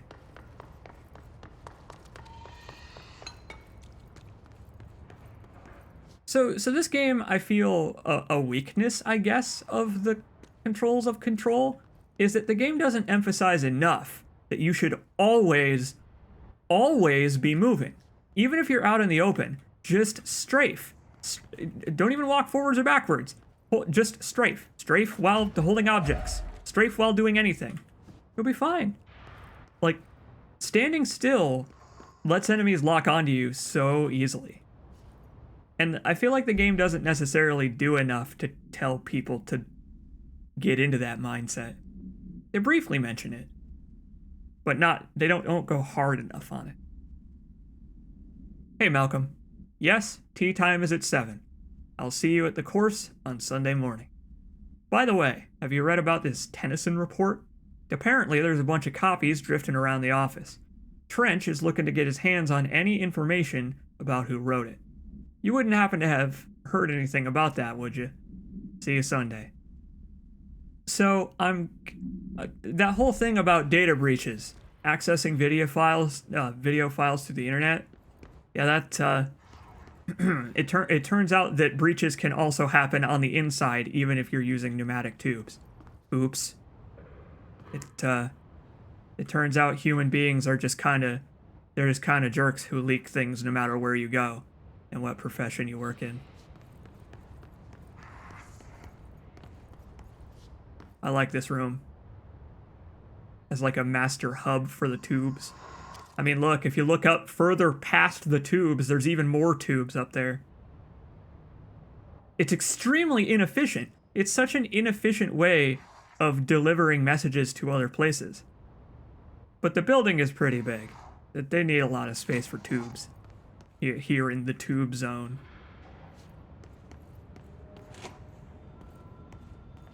Alberto Tomasi, head of comms. There he is. He's a pretty handsome fellow before he tore off his shirt and became a gribbly.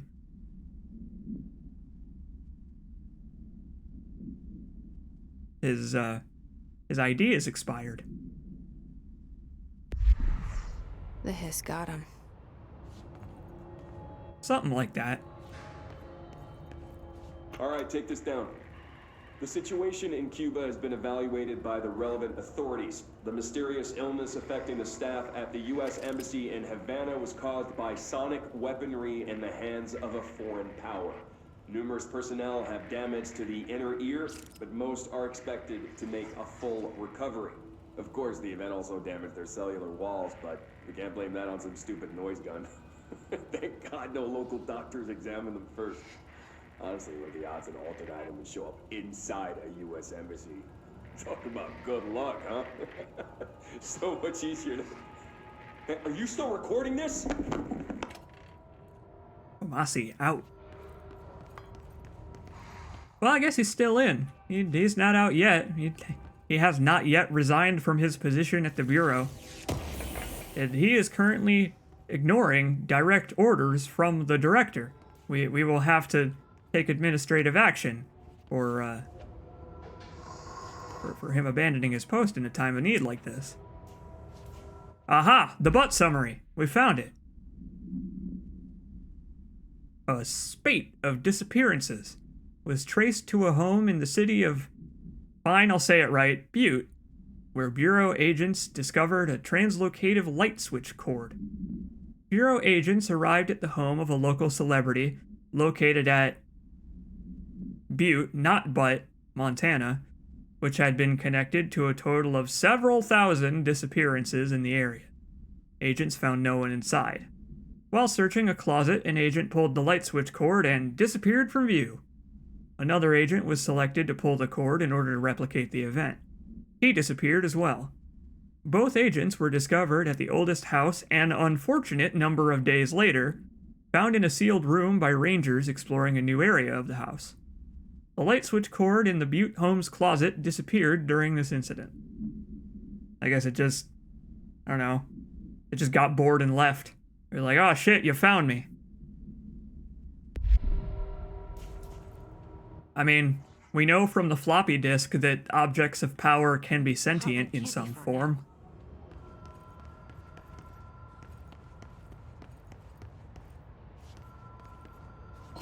I don't know. I don't know if the floppy disk was what I would call sentient. It was just an asshole. It was taken over by the hiss. It didn't really have any choice but to deliver really cool looking title cards. I mean, throw stuff at us. Butt supplement. Oh, I need some of those. According to their testimony, the agents had been transported from Butte to a roadside motel named the Ocean View Motel and Casino, and discovered a room key by performing a ritual. The key opened a door marked with an inverted black pyramid, which they only learned after a lengthy period of trial and error. After pulling another motel cord found inside the room, they were transported to the oldest house. The disappearance of the home's owner and the other locals of Butte have been attributed to the light switch cord. The Ocean View Motel is now known to have many doors, Ed boy. Since the occurrence, identical light switch cords to the one found in the Butte home have begun appearing throughout the oldest house. At the time of writing, an immeasurable number of light cords have been found in the oldest house, located in the sector with a really long name, and, this sector. These all access the Ocean View Motel, though how exactly this link operates is a mystery to us. But initial hypotheses center on the Butte AWE as a location of sorts for, you know, staying when you're tired. You know what you do in a motel. See Dr. Darling presentation 24.3, which is a real presentation. We're going to watch that later. Which is cool. Kind of neat. Yeah, that's right. It's in the sector. It's in the sector erector. Why it's talking about Butte. We got that hotline security log. Trench, custodian, trench, custodian, trench, custodian, trench, custodian, and a new custodian, not yet seen in the hotline security log. Hey, wait a minute.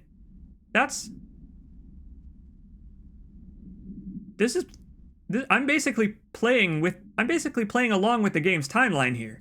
I've just considered I think this game takes place on October 31st. And given how long this game is and the infrequency of streaming and me moving and stuff, we may finish the game at around that day. A funny coincidence? That's right. It's time to butte dial. The Ocean View Motel and Casino. Dream logic. The light switch cord. Door marked with the black pyramid.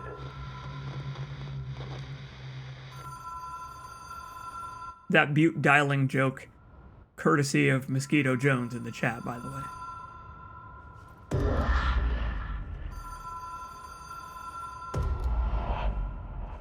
Whoa.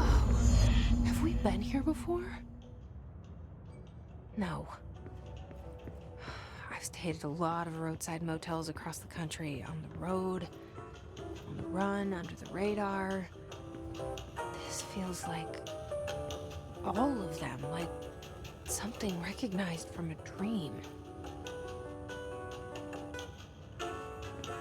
It is very familiar, isn't it? It's very familiar yet not. It's got that generic Western United States motel look to it. Hello? No room service here. Anyone here? Nope. Only portals to other dimensions, apparently. And also light shafts. Holy shit, look at the light shafts on those window blinds. Eat your heart out, Max Payne.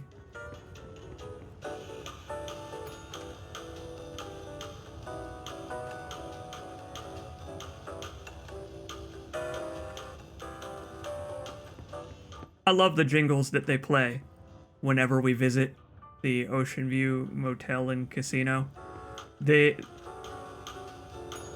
There's some wonderful music played here in this relaxing Ocean View Motel in Montana.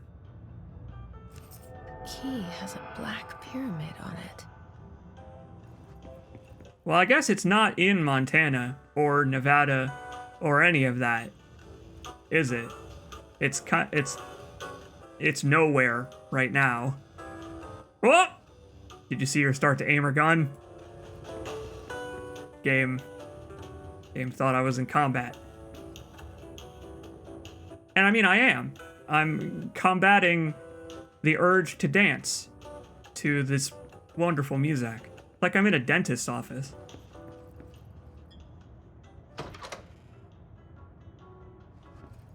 There we go. Get me out of here. I don't have enough money to room for the night. And stop that infernal racket. Please pick up the phone. Jesus. I don't have a quarter.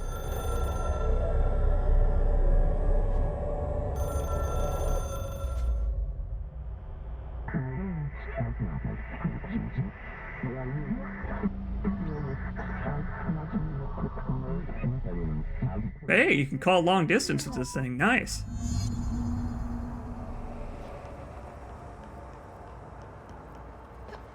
Again, as long as you pay for the surcharge. Yeah, very, very long distance. It's gonna cost you millions of dollars in government funding a minute instead of 25 cents a minute. Come here, you Gribbly. I got something for you. It's my delicious, tasty flesh. This away.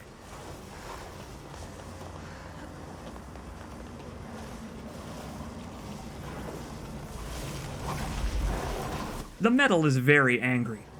You can't kill the metal. The metal will prevail.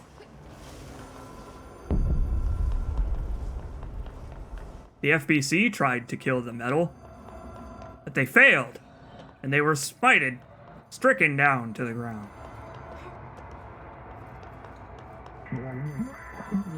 Well dialed.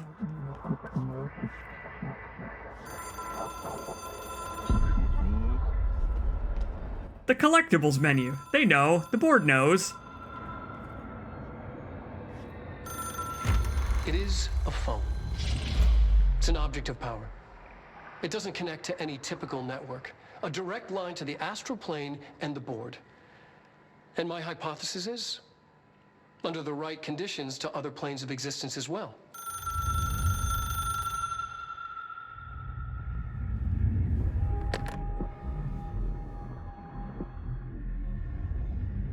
A director needs a team. My management team. These people know the secrets of the Bureau as well as I do. Some even better. Darling, Tomasi, Salvador, Marshall. Marshall especially, my head of operations. She sees right through me. She knows I don't like relying on people. The only person you should fail is yourself. Oh, if only it were that easy, Max. Become director.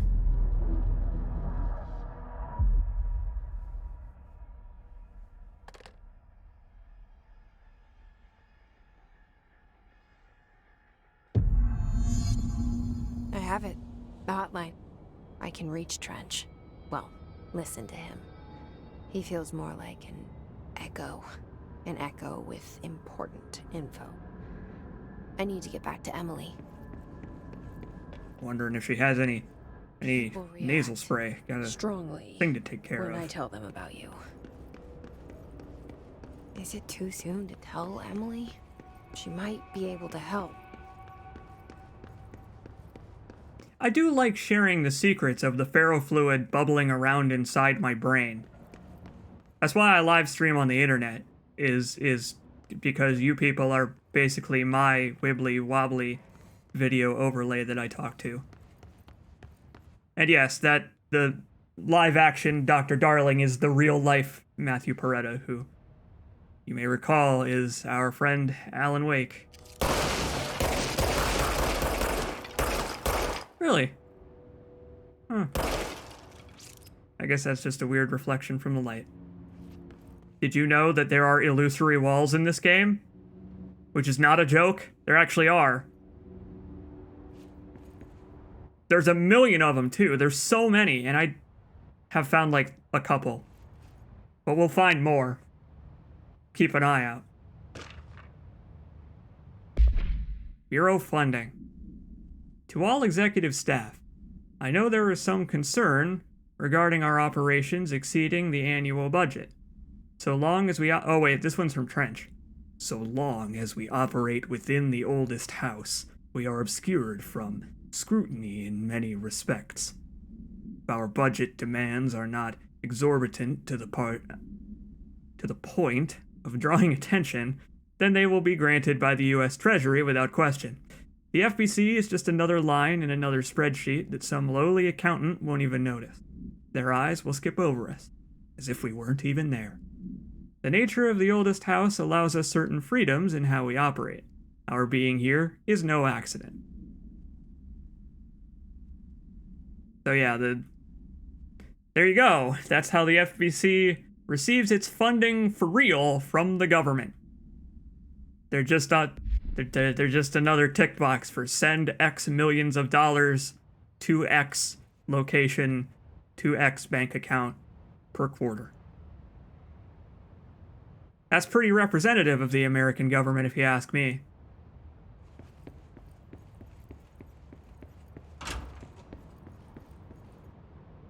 There's a shortcut back to Central Executive over here. But I think we just got our hands on a level 1 key card. Hey, it's hard to get blood out of a carpet, okay? Getting blood out of a carpet is really difficult. Don't ask me how I know that, but it is. Trench's blood is probably going to have to... They're probably going to need to replace the carpet. But now that we have a level 1 key card, we can open level 1 clearance doors. I like that the number on the clearance level door sign thing, this here, is enormous. So you can see it from very far away. Thank you for that, Remedy.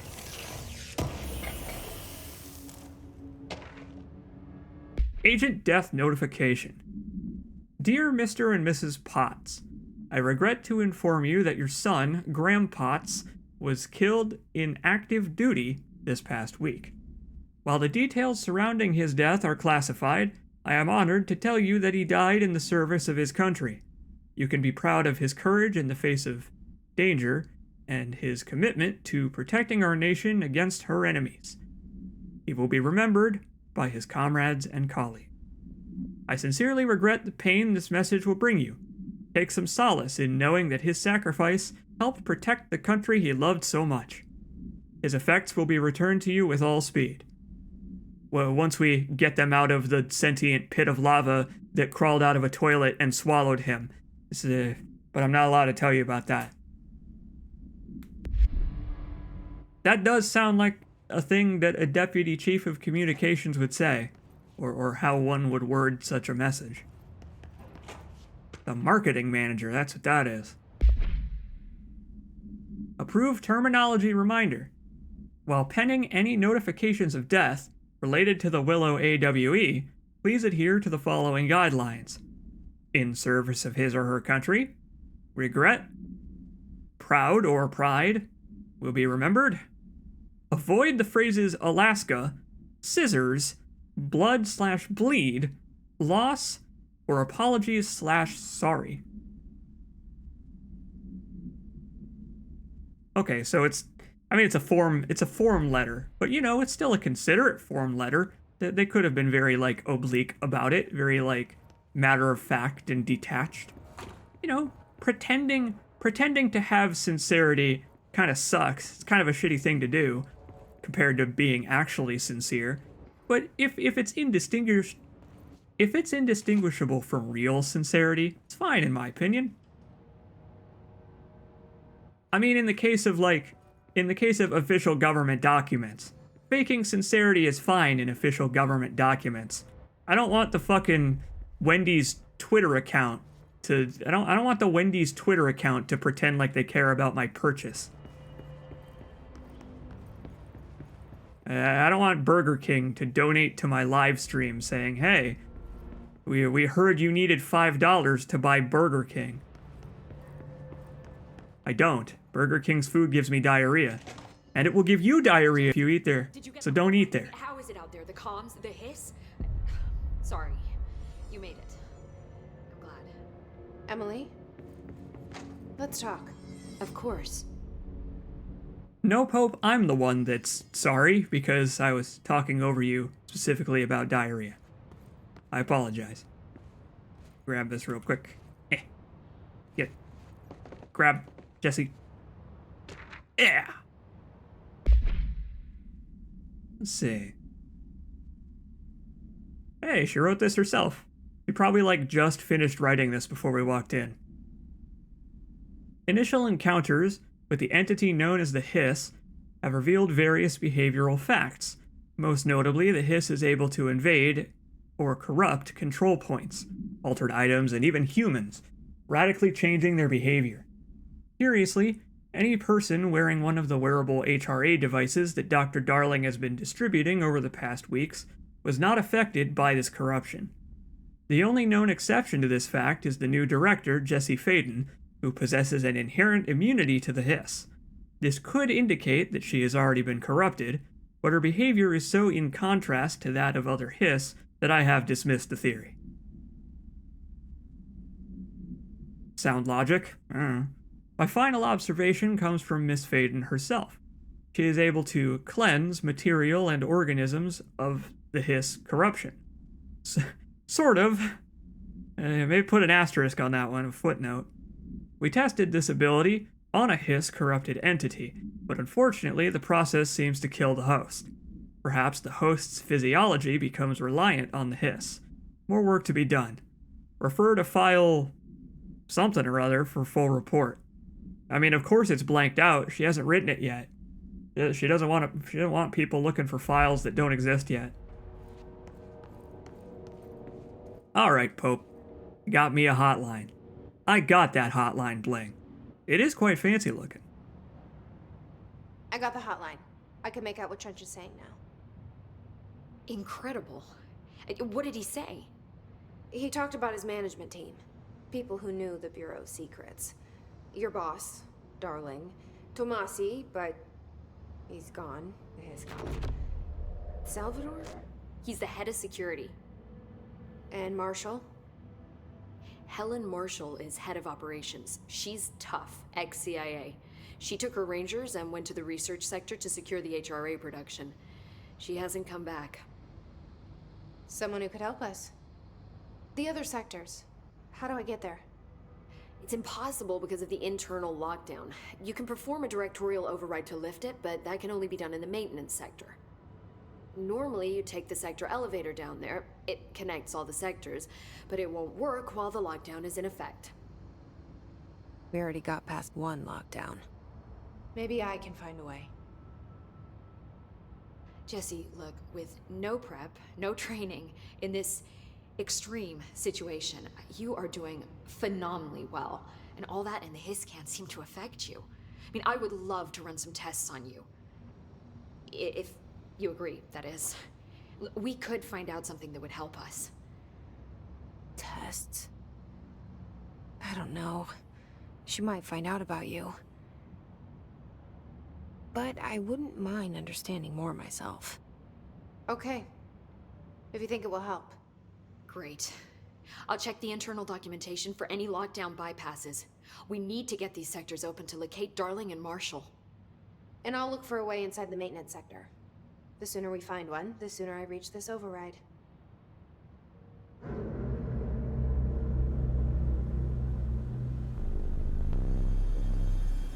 That seems like kind of a logical flaw in the layout that they have designed here for the oldest house. Why would they not put a directorial override shortcut in the director's office? Or at least in the executive forum? Why would they not? You know what? I'm sure there's a bureaucratic reason for it. Everything's got to be nice and organized, or the oldest house will start putting stuff together like a jigsaw puzzle or something. I don't know. No, that makes too much sense. Don't be stupid. I guess you're right. Let's just run 1,000 pneumatic tubes everywhere to every department and office.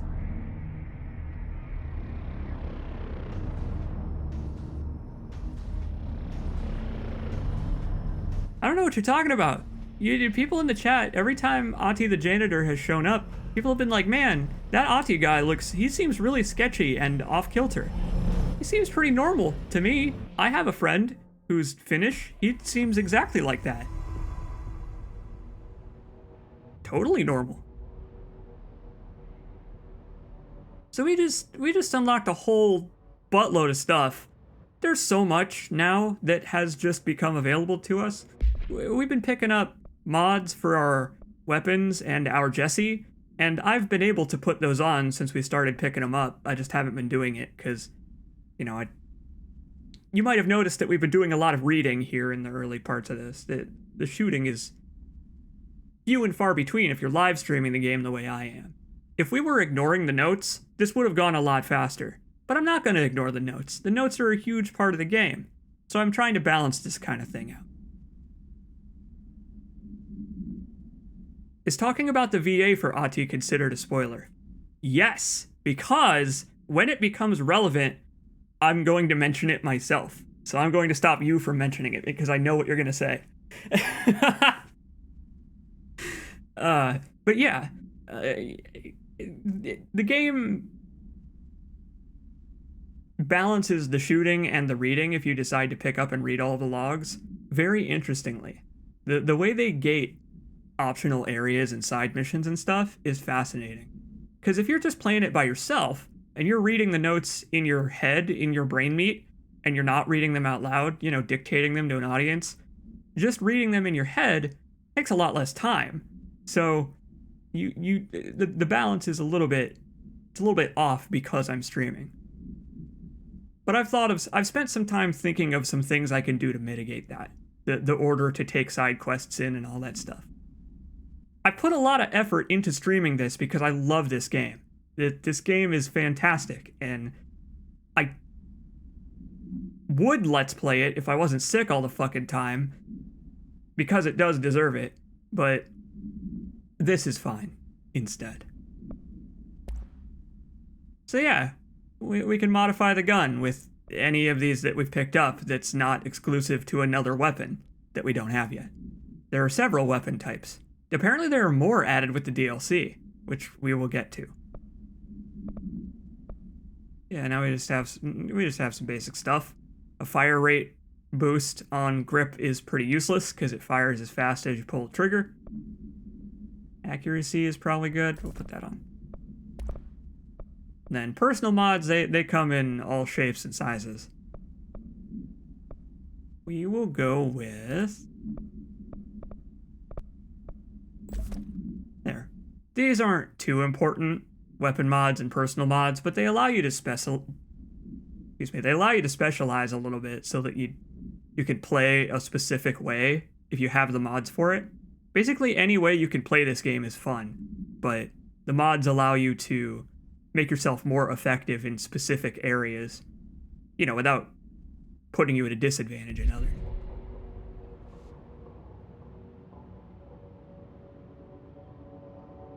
Do you hear Finnish mumbling?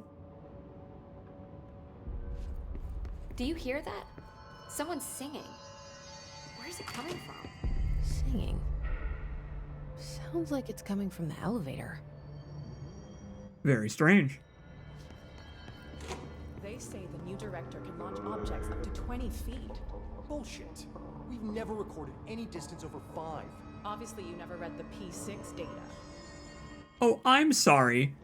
I'm sorry. Are you insinuating that I too can only launch pencils and cups? I could demonstrate if you like, but it would cause a workplace accident most likely. So I will not. I'll be kind. I'll be kind and keep my powers to myself in the hub. Speaking of which, at the control points we can now upgrade our Jesse. You get ability points for finding hidden areas, picking up very rare types of collectibles, completing side missions and main missions, other stuff like that. Right now, all we can do is the basics: health, energy, melee, and our telekinetic throw damage, which I am gonna grab that. Yeah. We're just gonna grab this first row here. You can see very faintly that the upgrade tree goes all the way over to the right side of the screen.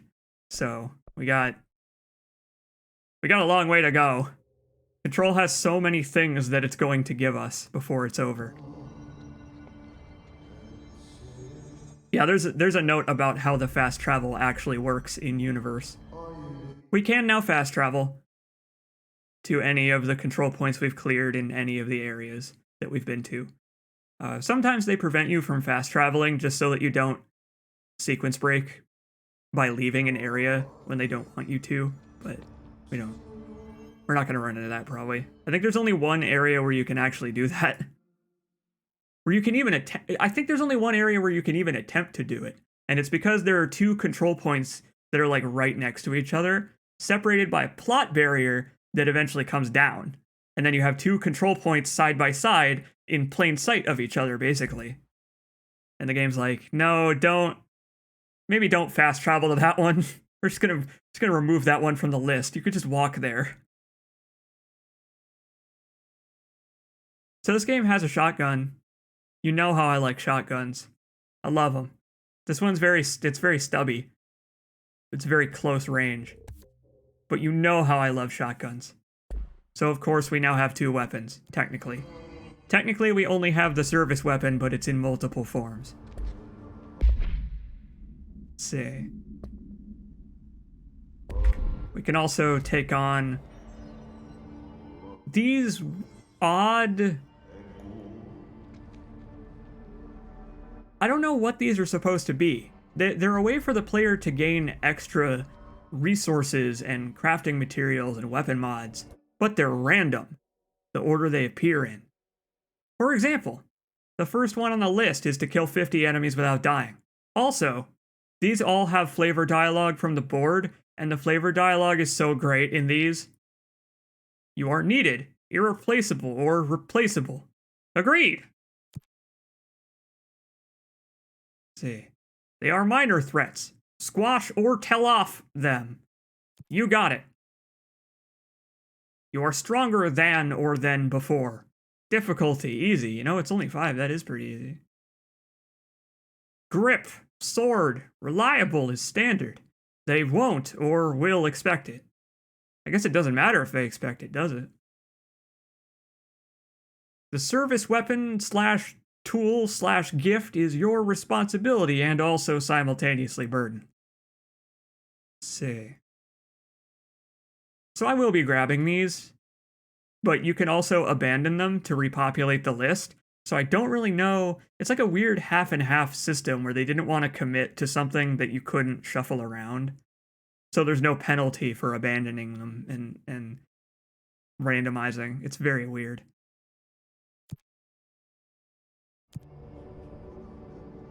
Also, this game has multiple outfits.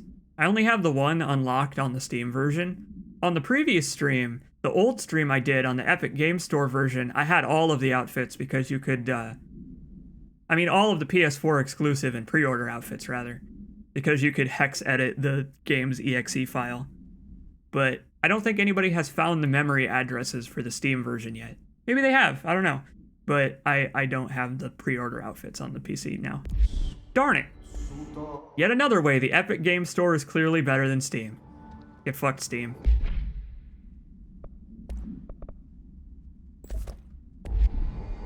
What else? I think before we continue here, we're gonna take a little break so that I can refill my drink because I'm getting a little, throat's getting a little parched. I ran out of my drink in the first like 20 minutes, but this is our first real good stopping point. So I'll be right back. While I'm gone, I will give you something to listen to. Because now we have the hotline, and there's so much lore you can listen to from the hotline. Yeah! We could listen to the board, talk to us about gameplay mechanics. We can listen to Max Payne talk to us about control points. Here, listen to Trench talk about the Ocean View Motel. I'll be right back. The Ocean View Motel and Casino is a familiar friend to me. I stayed in countless motels like it while investigating AWEs across the country, back in my field agent days. Those roadside motels all bleed together like a dream. Same and not the same. Anywhere and nowhere. The Ocean View operates on dream logic, and the light switch cord leaks out to be found in the most unexpected places, and sometimes successfully encouraged to appear and act as a convenient lock to keep out those not trained in dreamscape navigation. Even Bureau veterans can only find one key in the motel. The key that opens the door marked with the inverted black pyramid. The rest, the many other doors, are still mysteries to us. We're all merely guests there. Even the board. Sometimes I need to visit, just to breathe easier for a while. It beats the numb, sterile apartment I spend my nights in, insulated from everything but myself. I told you. That's where the whiskey comes in. I told you. Even in the world of Control, he is still Max Payne. James McCaffrey. James McCaffrey just is Max Payne, thanks to the motion capture in Max Payne 3. That he was the voice of the character. Now he is the character in real life. James McCaffrey is an altered item.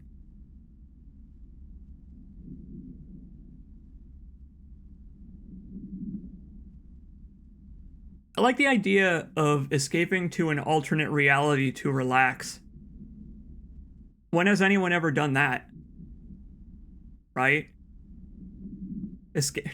Escaping to an alternate reality to enjoy the comforts of escapism instead of the cold truths of the real world? What? You know what? Let's not think about that one too hard. But yeah, so here's the thing about the hotline messages. They are all quite short. They're all about a minute to 2 minutes long. So we're gonna watch them while we're taking a break, because why not? I mean, they're fun, and you get to watch James McCaffrey smoke every cigarette that has ever existed. We're gonna do it. Tell me about control points, Trench.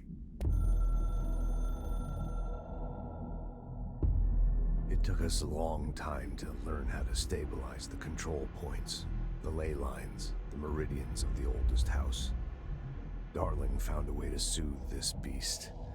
We discovered we must cleanse control points of all interference. It's my duty as the director, like Northmore before me.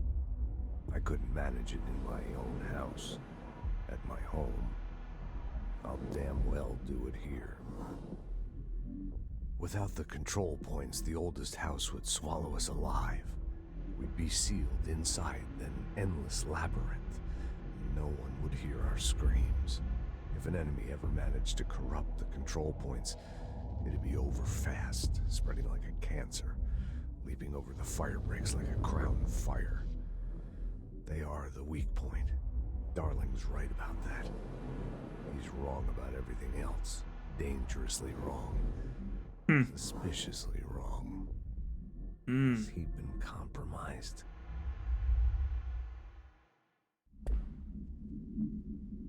I don't know. He seems like a nice enough guy from the Object of Power videos we've seen. He seems like a pretty awkward gentleman. Maybe he's like Jesse. Dr. Darling's just socially awkward. Maybe he's like way into the whole Object of Power thing. You know, he's like a researcher burying his nose in a pile of books that is as tall as a human being, and then some.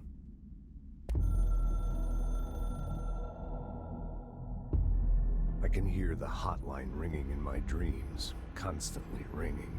I've got that hotline bling. I'm straining to understand. Why don't I pick up? It's a secure line of communication with the board. They would tell me what I need to know. Do I fear their answers? Would they have warned me of this threat? I didn't see it coming. The traitor in our midst. A conspiracy plotted right behind me. I can't trust anyone. I must assume all my intel has been manipulated. The hotline is the only channel I can trust. Bind it, control it. The rule and the ritual with objects of power. It can't be tampered with. The lifeline to the astral plane and the board. I must seek guidance. Soon. I'll rest first. I'm so tired. Always tired now. But I must reach the hotline. I think I'm under attack. An attack of dementia, exhaustion. It's a brain cloud making me forget. The hotline. I must reach the hotline. I mean, hey, in the end you did. Sorta. You kinda made it there.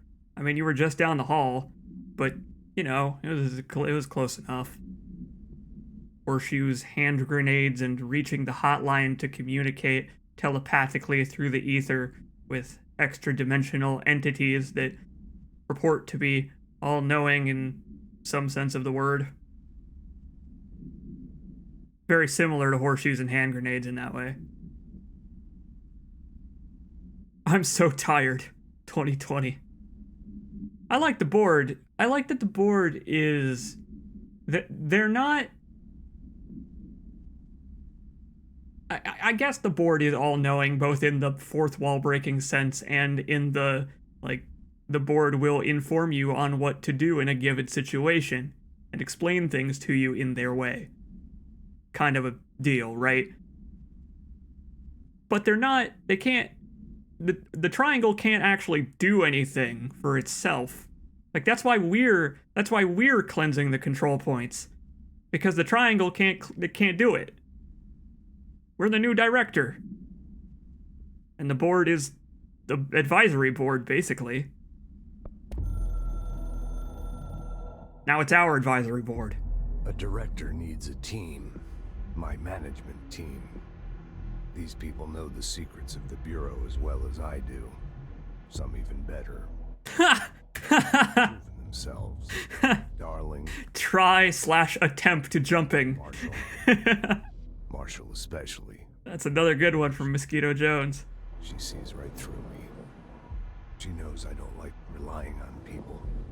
The only person you should fail is yourself. So we've already seen this one, but there's a little more. Hated my guts for that. But things change when you become director. You suddenly see this dark void for the horror show it truly is, filled with screaming fear we pretend to control. Sand leaks through my fingers. The roses I pruned in the garden back when I still had a family, all dead. I told you, he is still Max Payne. My thoughts are scattered. The universe keeps expanding. I can't keep up with it alone. When I forget that, things go wrong. And my team has to pick up the pieces. Damage control. To help me get out of my mess. Like, you really could just copy and paste that one almost wholesale and put it in Max Payne 4. It'd be basically the same sentiment. You'd even like add in one of those like little like meta narrative things like, I was in a computer game. It was the most horrible thing I could think of, you know, yada yada. I love this. I love the concept, right? Of we're not talking to Trench. We're just listening to him. We're listening to him explaining things. Like, we basically like pick up the phone and then it's like, welcome to movie phone. Welcome to movie OOP. Put in please say a encyclopedia article to read now. It's like, okay, The Coming Storm. You have selected The Coming Stromboni. Did I hear that right? Then you say no, and then it charges you like $30 for a movie ticket. I don't know. Movie phone was before my time. I think. Movie phone was Movie phone in the 90s? I don't remember. I'm losing track of time.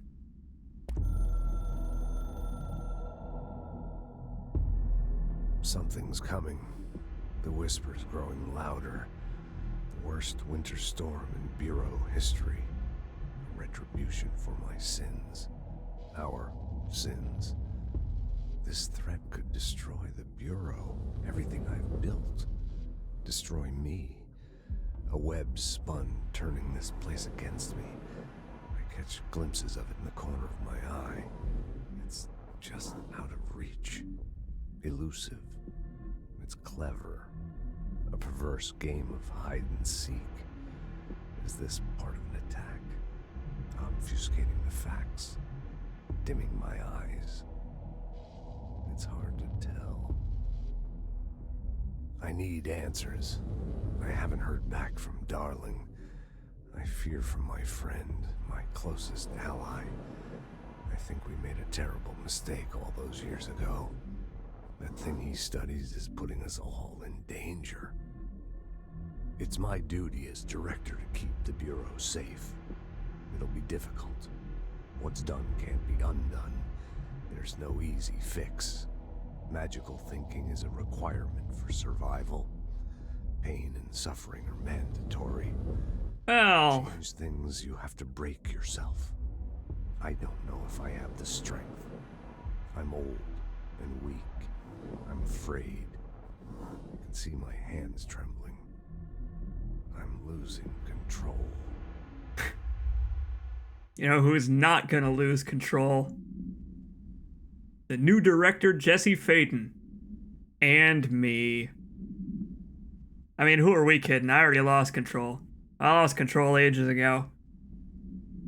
I like that our very first unlocked hotline entries with Trench, of the many we will eventually have, paint him as a guy who is paranoid to an extent, but he has reason to be. I mean, Pope just said to us in the earlier cutscene that these Hedron resonance amplifiers that keep out the hiss were made by Dr. Darling, who is the friend and fellow Remedy game alumni of our buddy Max Payne here. So tensions between them over the incoming hiss, such as it is, but seem to have boiled over. But is it because Darling was right, or because Trench is paranoid? I guess we'll find out, won't we? There's so many hotline entries. They had him read so many monologues about so many concepts in this game. I love it. Here, let's see what the board has to say about all this nonsense. Oh, my eyes! We are at hostile takeover.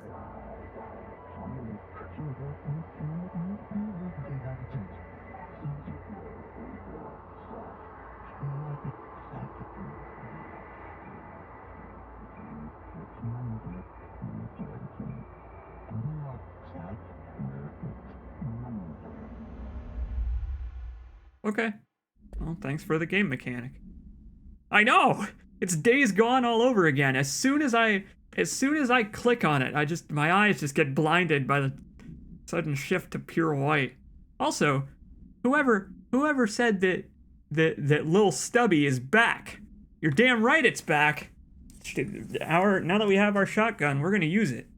And it will be, you know what? It's about as good as Lil Stubby too. God, it's just so bright.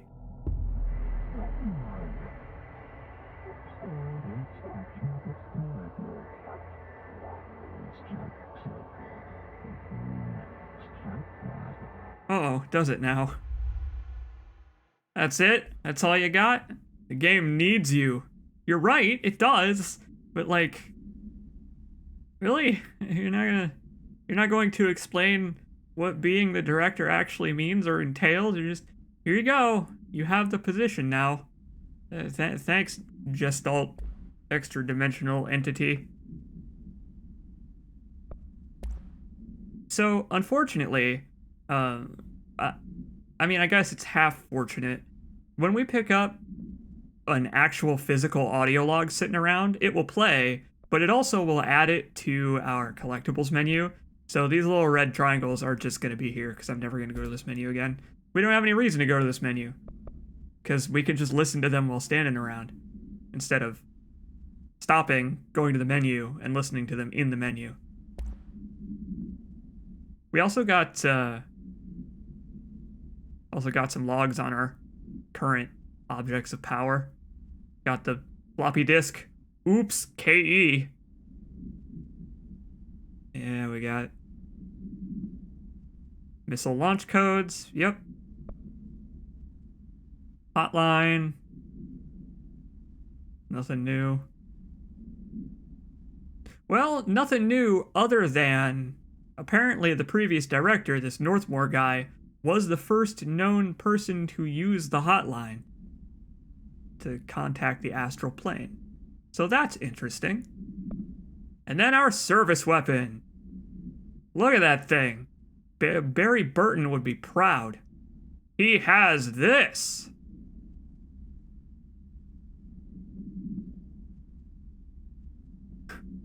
Yeah, it basically is Mjolnir, isn't it? It's basically like, we basically do shoot lightning out of our gun. And I mean, we picked it up, and apparently the gun deemed us worthy, although technically the board deemed us worthy. You know what I mean, though. Pulled the sword out of the stone. They did call it the sword. Oh yeah, I am absolutely 100% certain that back in his heyday, Trench was the proud owner of dual-wielded service weapons. Fired through the air while diving in slow motion. You know it, and I know it. Of course he did it. Obviously he did.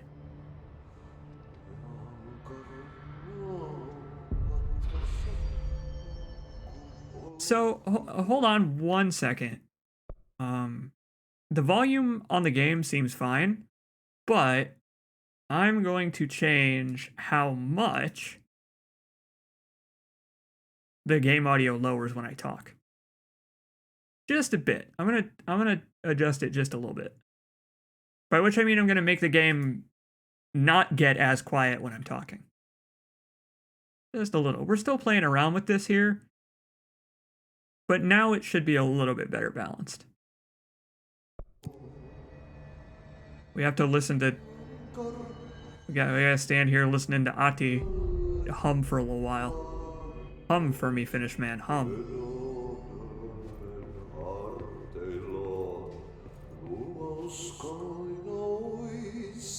Time to work.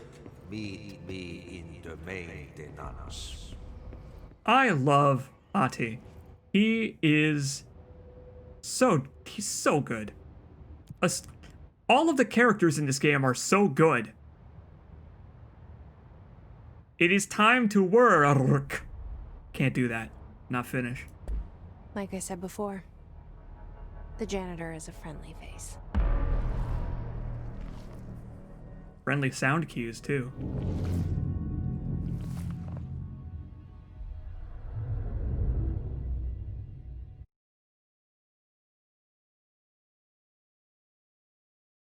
Yeah, I said this earlier. I've had friends who are Finnish. People say that Ati acts weird, but he doesn't. He acts like a Finnish man. And that's... I mean, I probably have at least one Finnish viewer. The sector is the janitor domain. If I can find Ati here, he can help me reach the override. Maybe it was you who got me into the oldest house with the lockdown on. Maybe it was Ati. It felt like he made the elevator appear that took me to Trench's office. Is Ati guiding me too? Alright, he does seem a little weird. Maybe he's an altered item. By which I mean he comes from Finland. So obviously he is. So here's something fun and really cool about... Oh, he doesn't say Perkele enough? You hold on to that thought, Drab.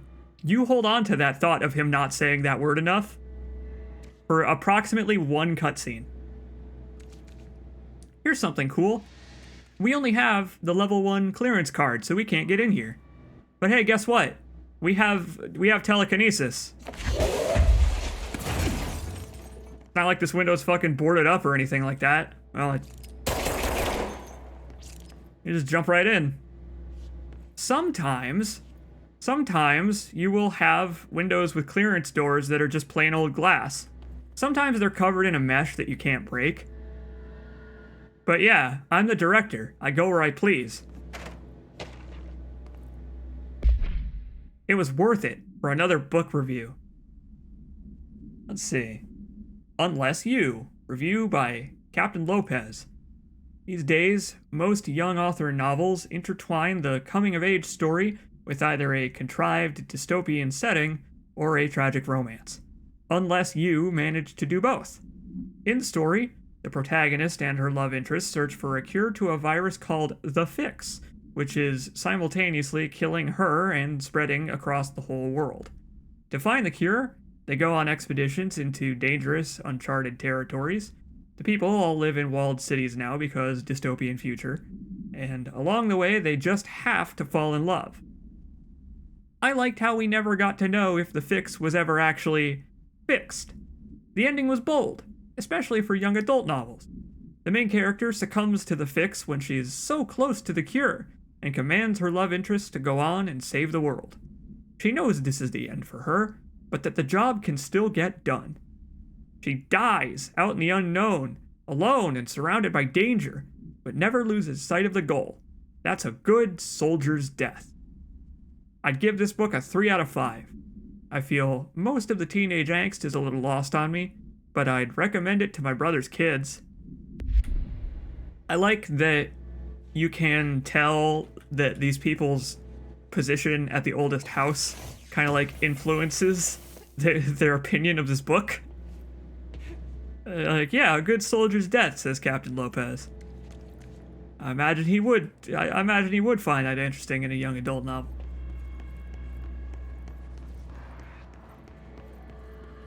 The directorial override is right there, in the control room. How do we get there? Not through this glass. This is the mesh glass I was talking about. The type that you conveniently can't break. Just coincidentally.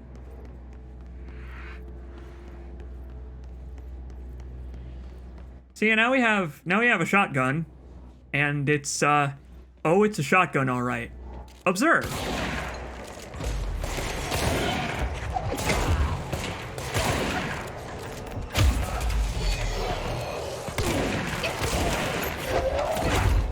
Easy.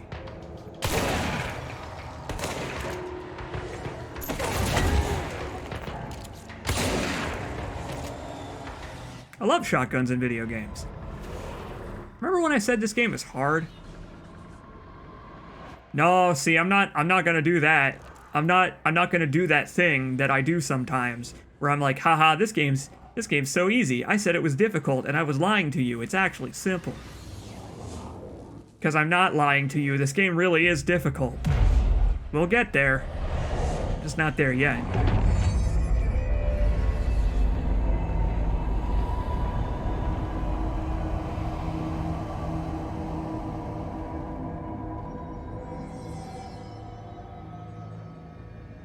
Those particle effects look like they could make it hard to fight stuff sometimes. Yeah, they do.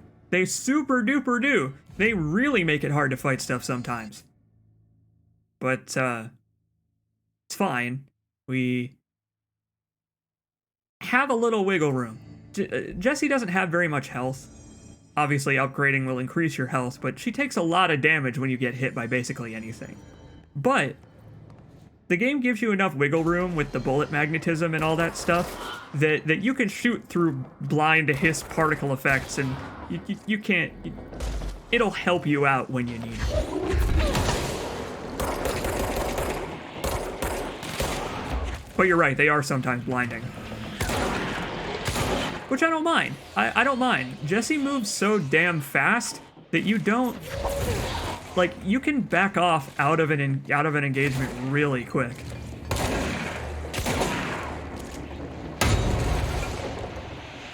Like, you don't need to do what I'm doing, where you run straight forward at the enemies and get right up in their faces. Make sure the entire crosshair is over them. You can shoot from pretty far away, especially with grip. I'm just doing it because that's how I like to play games like this. This game is really great for my, like, suicidal run and gun play style. Like, you know how when I play... Whoa. Whoa. Are you guys seeing that? Are you seeing the hitching when I turn? Oh, shit. Oh, God. RTX technology. Oh, no, it ain't frame skipping. What you're seeing here is not frame skipping. This is... Okay, I made possibly the not-so-smart decision to record, stream, and play the game with the NVIDIA RTX codec, because it's just better than everything else that you could stream or encode with. It's just better in every way. But doing all of those at once is not a particularly good idea. Here's the thing, though. Believe me when I say I got it the best and smoothest I possibly could. I promise you, I tried so hard. That way. Oh, I tried so hard.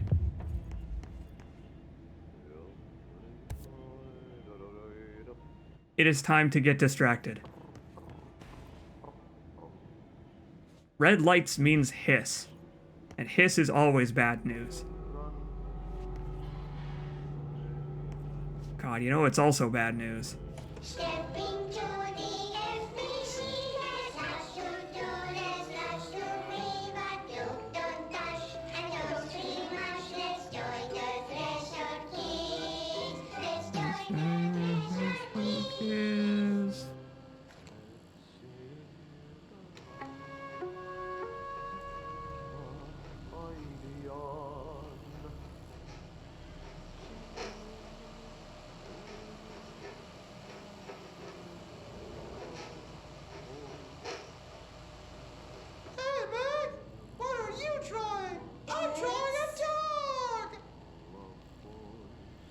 drawing the pyramid. The what? The pyramid.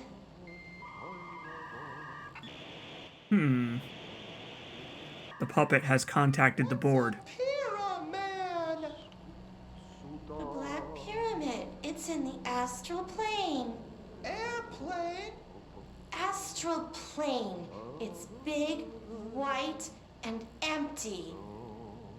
Or is it? It's a weird, crazy alien dimension. The white goes on forever. You can get lost in all that white. And I don't like the dots on top of Meg's head. What are those dots? I miss my home.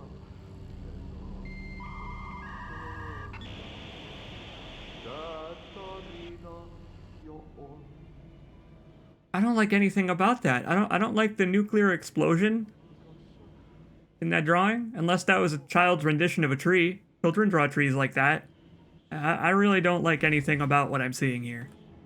Just every time I see Threshold kids, I feel like I'm being taken over by the hiss. Oh.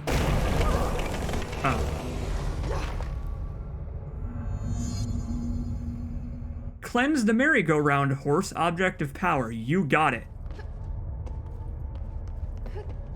Ugh, this place makes me nauseous. Game has a lot of fun with making concrete do things that concrete normally does not do. I like oscillating concrete. If only we had that in real life. Why is kid stuff always so creepy? Lady, I wish I knew. I've been wondering that ever since I played Silent Hill, and I've never gotten a concrete answer. God, and this one is terrifying too. But it looks so happy. It looks so overjoyed with its lot in life. And yet, all it's doing right now is bringing me misery. Just looking at it.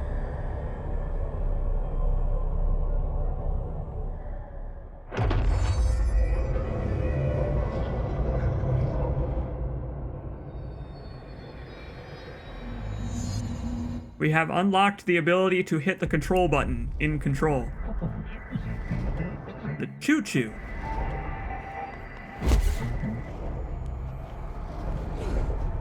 So now we can now dash to avoid bullets, gunfire, get out of the way of rockets and stuff, projectiles, get away from enemies real fast. We can also do it in the air for a little hang time. Pretty cool. Unfortunately, it is the same dash move from Quantum Break, but it's been downgraded so that you no longer get the slow motion after if you go into aiming. Which is a bummer. I liked that in Quantum Break. The dash move in Quantum Break was a fun replacement for the Max Payne dive. Yeah.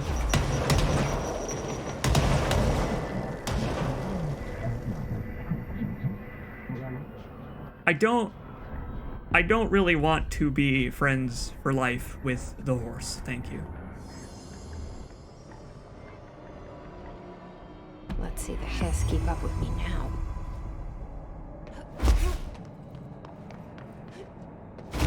I like that her takeaway from that is, oh, hell yeah, I just got a new power. And not, why is any of this?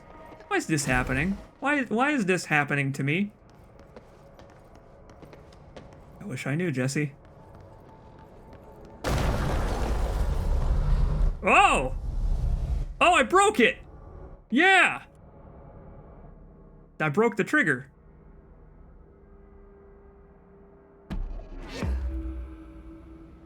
Go me. I discovered a hidden location. It was weirdly out of bounds. Exit the horse dimension. I don't know if I would want to visit a horse dimension. Horses are very stupid and suicidal creatures. And don't you go making any depressing jokes like, oh, so am I. This is a place of positivity, damn it. Even if the horse is going to haunt my nightmares forever. Just like Threshold kids. Man, I love this poster that's in front of his door. Why did they do this? Why'd they do that? What was the point? Except it's stupid and fun. You got the job. Hey, Ati. Place for congratulations. Thank you. Yippee, saatana. It happened in the last drop. I truly need an assistant. Funny thing is, I've been a janitor. I'm more at home in that role than as the director. Only Ati here seems to see that. Yeah, hi, Ati. Look, we need to get the lockdown lifted, otherwise I can't get to the other sectors. Can you help me get to the override? Yes, yes. Easy peasy. It's just around the corner. But first, we need to get you working. Very small, couple of hours job. Something tells me it's gonna be more than that. Yeah. You think there's a dog buried in this? I can tell you are not yesterday's Krause's son. That's why you'll make a great assistant. Very well. I'll hit the facts on the table. Mä kyllä sanon perkele suoraan, että this house has a vermin problem. A bad one. Hey, don't say. They messed up the cooling pumps. And the power generators of a power plant, perkele. And the pensioner inside is starting to feel the band around his head tighten. The situation needs to be fixed before the plant blows up. And we all disappear like a fart in Sahara. Trying my best to keep up with this. Fix the coolant pumps and the power generators, otherwise the power plant will blow. But don't you worry. I've left you clear instructions. You'll catch the end of the thread before I go to my vacation. The work's on the task board here. You can do later, when you have time. Vacation? Right. Yes, no one's gonna cancel my holiday or seat's gonna rattle. Don't worry at all. You're right, I won't worry about what just happened there. Be last winter's snow. Last winter's snow. You better go now, so you don't have to run with your head as your third leg. The door in the back leads to the plant. The door in the back. Leads to That's the great. plant. Thank you, Ati.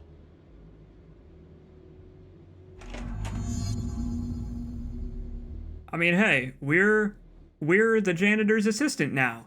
Gotta do our job while we have time, I guess. I mean, it's on the way. Yep. Burn the trash. Throw it in the fire. Burn it all. Burn it into a reindeer, not into a moose. I will keep that in mind. I'll make sure to do that. I told you he was going to start saying perkele. I dropped like 3 of them in like a minute. I have an overbite, so I can't roll my R's. I've never been able to do it.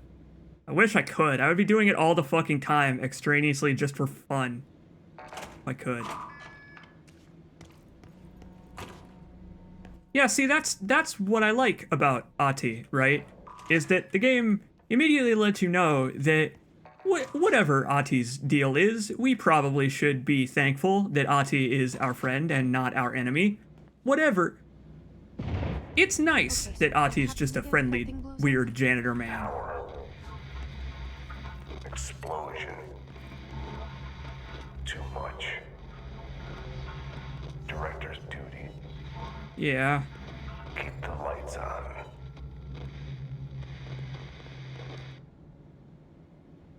Never make the janitor your enemy. I mean, there are several reasons why you would want to avoid that scenario, yes. So we're actually going to listen to this one right now. I remember this one. We're going to listen to this one immediately because it's going to be kind of important for setting up further details not related to the hotline.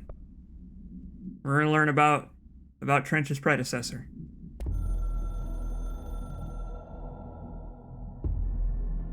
Northmoor was director before me. I never wanted his job. I never wanted power. I purposefully avoided it, didn't trust it, didn't want to rely on it. Northmoor was all about power. A man like an explosion, hungry for authority, for order, for more. Impressive. Until it was too much. I had to find a solution in the end. Contain the situation. Northmoor never liked me, but he went along with it, to his credit. He didn't really have a choice. I suppose at the end of the day, a director's most basic duty is to keep the lights on. Here's to you, Northmoor. There were no prime candidates waiting in the wings, but I was there. Had been the whole time, keeping my head down, working my ass off. I had nothing to lose. I picked up the gun almost on a dare. He is still Max Payne. He's still Max Payne. Every time. I mean, come on now, right? There you go. There's a lot of implications about Northmoor. But apparently he was a real hothead. Apparently he had a lot of drive, a lot of gumption. He had a hard time keeping cool under stress. Under pressure, some might say. But apparently Trench didn't even want to be the director in the first place. Or at least that's what he's, that's what he's telling himself. Considering, again, he's not talking to us. He's not... It's just like it's like the ghost of Max Payne is like haunting this phone.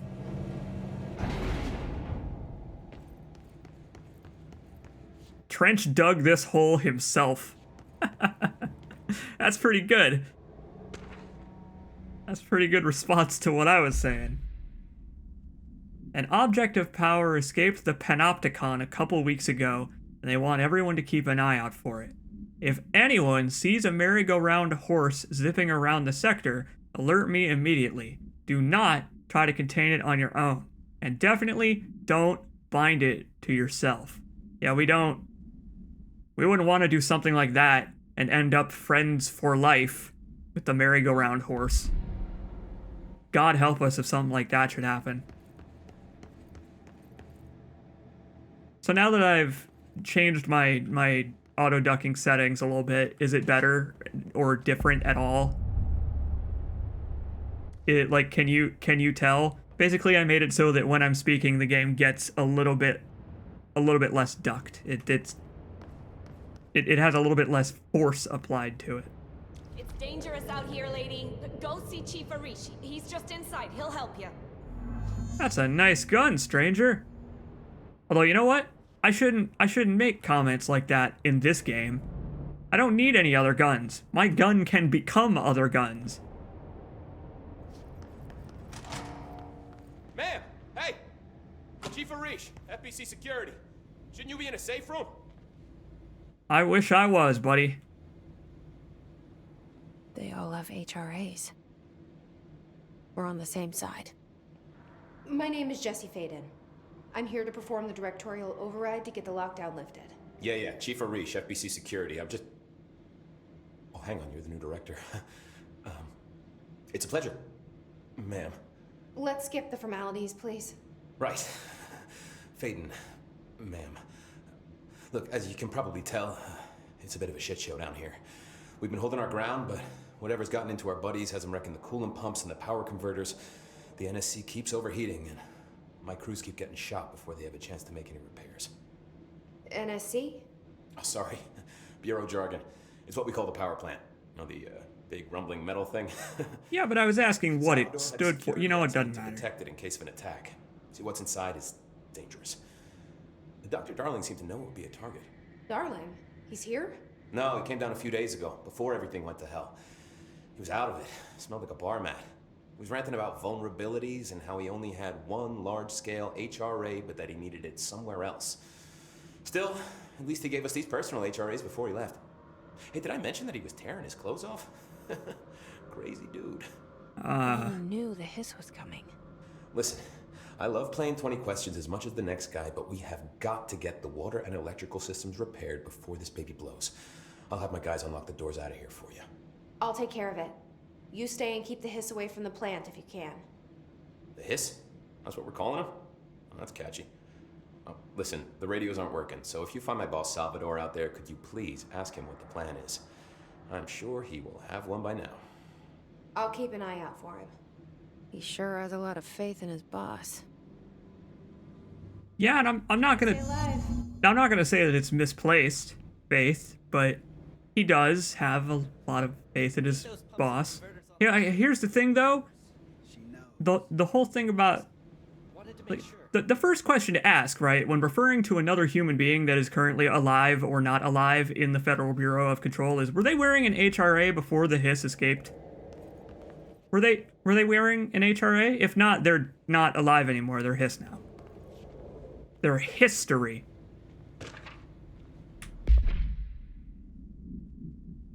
Hey, Simon. I got your message. Yeah, if someone in the sector is asking about Ahti, just tell him you'll handle it and leave it at that. Under no circumstances should any personnel intervene with his day-to-day routine. I love it. I love that everybody here knows about Ahti. He's just weird. He's just the janitor. He's just the janitor. Whatever he is besides the janitor doesn't matter. That you don't need to know and I don't want to know. I told you everything I know about him so you could better deal with his odd habits, but yes, it's still very much a classified matter. See? It's on a need-to-know basis, and nobody needs to know. Also, I saw your report about the quarry worker who wandered into the Foundation. Detaining him was the right move. We'll figure out what he saw before we decide on the next steps. Cheers, Lynn. In case you hadn't noticed, something is up between Trench and Darling. I know this isn't your strong suit, but try your best to stay out of it. Why you gotta be so mean to Arish? He seems like a pretty nice guy. He was okay with me skipping the formalities. Blockages in pipes C through F. Is the clock back? Now? Oh man. Oh no. Ahti is gonna be so pissed. We're gonna have to learn how to river dance in some clogs. He's just spoiled the end of the game. It's a rhythm mini game. So real quick.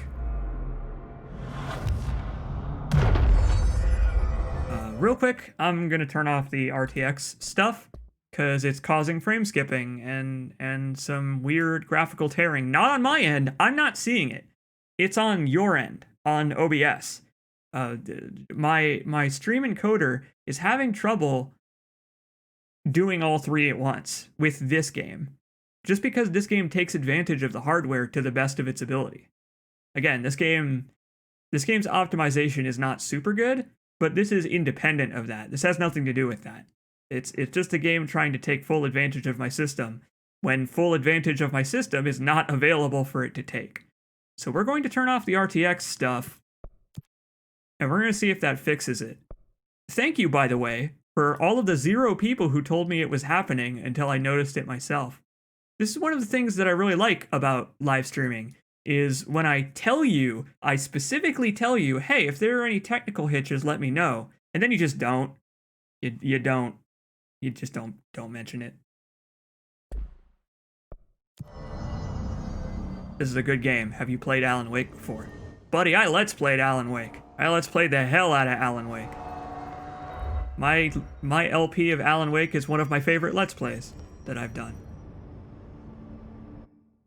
But anyway, yeah. The RTX stuff in this game is gorgeous, but apparently it's causing us some technical problems, so I have to turn it off. Sorry. The good news is, I think I can now play at the default render resolution instead of using DLSS. Let's see if I can do that now. Did I do it? I don't know if I have to confirm that or not. Yes, it is in true 1440p now, instead of being upscaled. Good.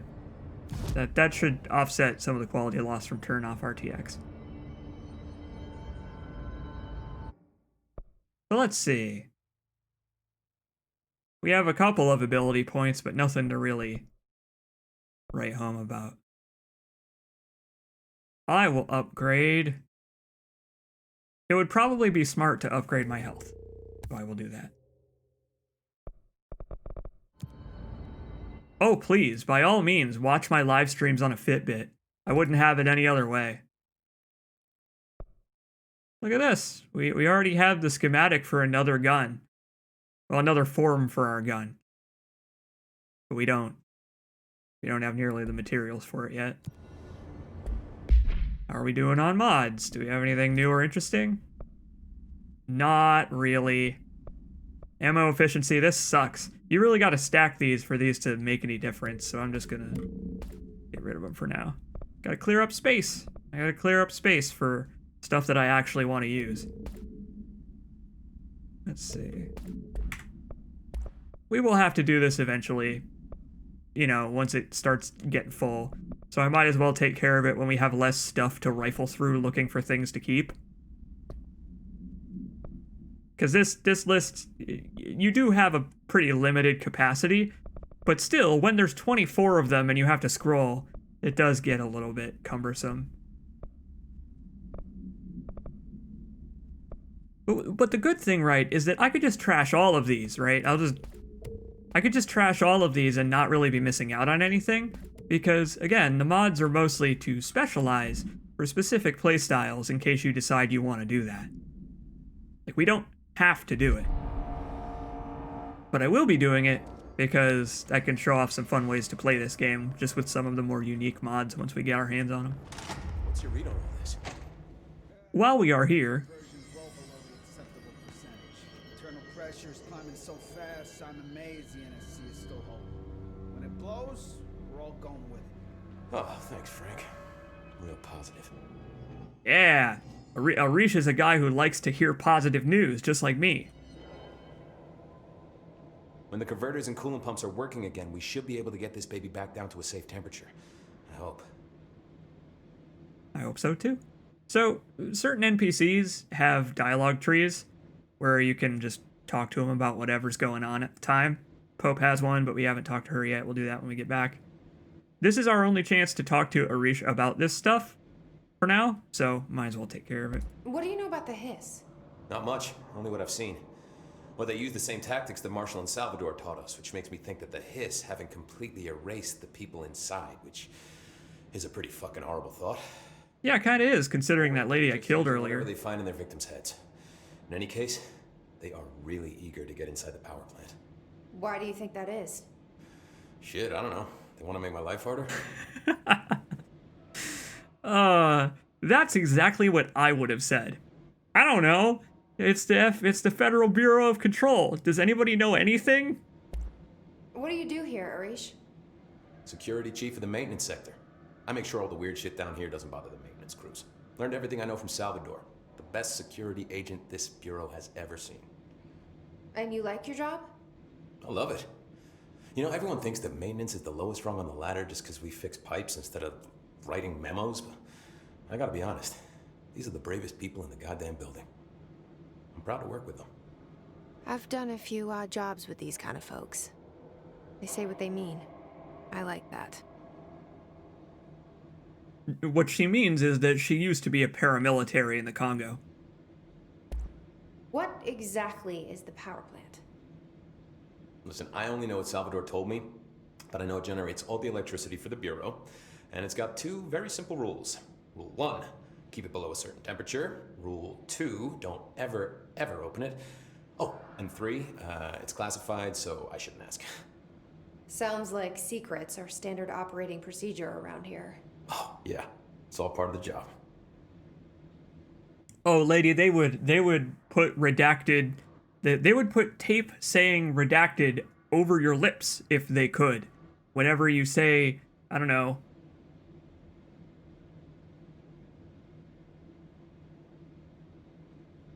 You see the joke there. The joke there is that I said something redacted, but because I don't have like an NPR radio bleep thing set up on my stream deck, so I just had to, you know what, fuck it, whatever. Yeah, I like Arish's voice acting. He just kind of sounds like a guy that's talking about this stuff instead of a voice actor delivering lines. What do you know about the service weapon? Not much. That thing is director only. Salvador told me by the time he saw Trench use it. Sounds like that gun can do some serious damage. Yeah, I did see pictures of it once, though, and it looks different to that thing you're carrying. You modded or something? It's new. Is new a good thing? Given the circumstances, I'd say new is our best bet. I mean, you're right, but I also want to dive through the air while firing the service weapon in slow motion. When can I do that? Do you know this Ati guy? Here we go. Of course. He's my favorite coffee break buddy. Dude has got some crazy stories. He probably knows more than anyone else around here, if you can make sense of what he's saying. Any idea where he's from? I'm guessing Sweden. He's from where he's from. Look, there are just some stones that are better left unturned, you know? On that we agree. I don't want to... Jesse wants to know more about Ati. I don't want to know more about Ati. You don't understand, Jesse. The more you know about him, the more dangerous he becomes to you. You know what? I should be going. Right. You got a lockdown to lift. I do. Thank you for your time, Arish. I know this is I know time is kind of hard to come by right now, but I appreciate spending some of it with you.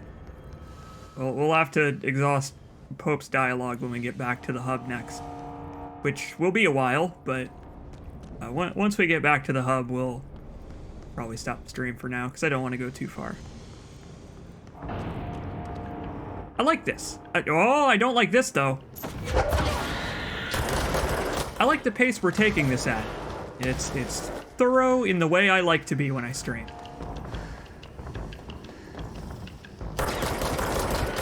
Listen, let's just consider Ati to be a Cthulhu-like entity, where the more you know about him, the less sane you become. The more weird, anachronistic Finnish turns of phrase he uses in your presence, the less in control of yourself and your emotions you become. Thank goodness I can dodge now.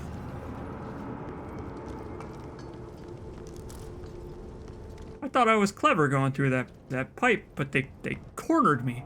They have better pathfinding than I do. So here's something kind of neat about this area. We have 2 objectives, and we can do them in either order. I'm gonna do this one first, because this leads to the side quest area, but it's cool. It's cool that sometimes the game gives you 2 major paths to go down, and you can just pick one and go down whichever first. Power cut. Replace the parts. I don't know if I like that he's talking in my brain, but he's not saying anything evil, so I don't know if I should be too concerned. Oh, here we go.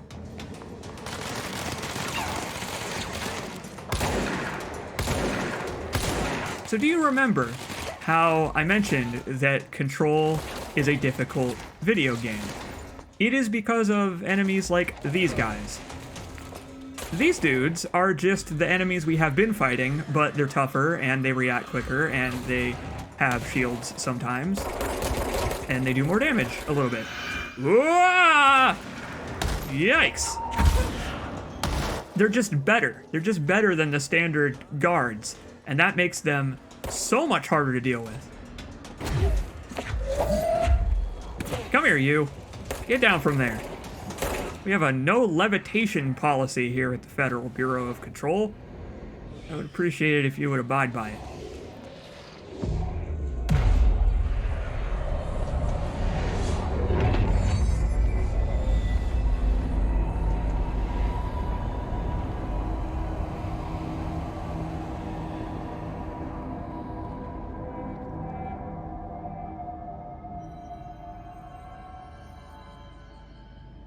Look at all those right angles. Jessie is an architect. She doesn't even know it.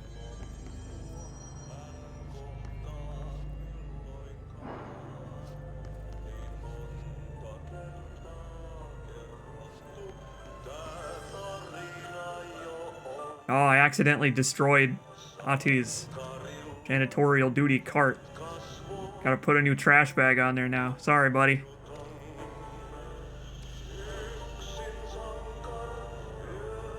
So this is, I believe someone was going to mention this earlier, or something adjacent to this. This is actually Ati's voice actor singing this. This is a... I suggest you don't look up this song until you have beaten the game. Or until we have beaten the game. You and I. Because it's kind of pertinent to our dealings here at the Federal Bureau of Control, let's say. Time to burn some trash. And by trash, I mean nuclear waste. Did Ati mean barrels full of hazardous biological material? Yes! Let's fire it at the ceiling just for fun. I mean, we gotta get it over there somehow. But yeah, apparently Ati's voice actor and motion capture actor is a real actor and a classically trained singer. So that's neat. My name is Dr. Pierce, lead researcher of the Parakinesiology Department. I believe that I've discovered a Code Omega paranatural entity residing within the Bureau itself, right under our noses. Darling refused to allocate me the budget or resources, so I'm taking matters into my own hands. Let this recording be the proof I need to convince them. Good on you. The furnace can speak. It's been talking to me for some time now. Listen.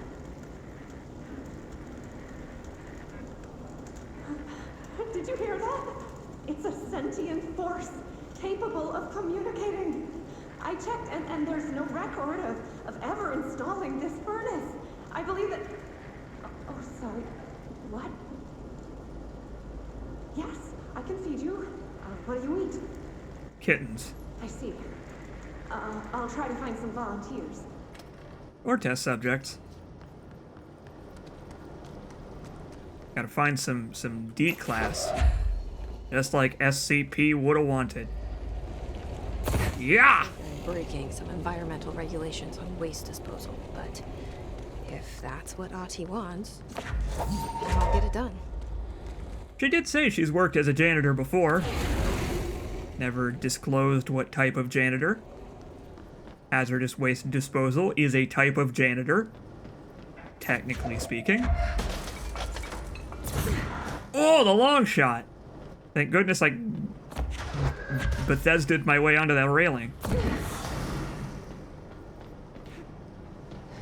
The thing is, I believe this woman that the furnace was speaking to her. The thing is, I couldn't hear it, but that doesn't mean that it's not there.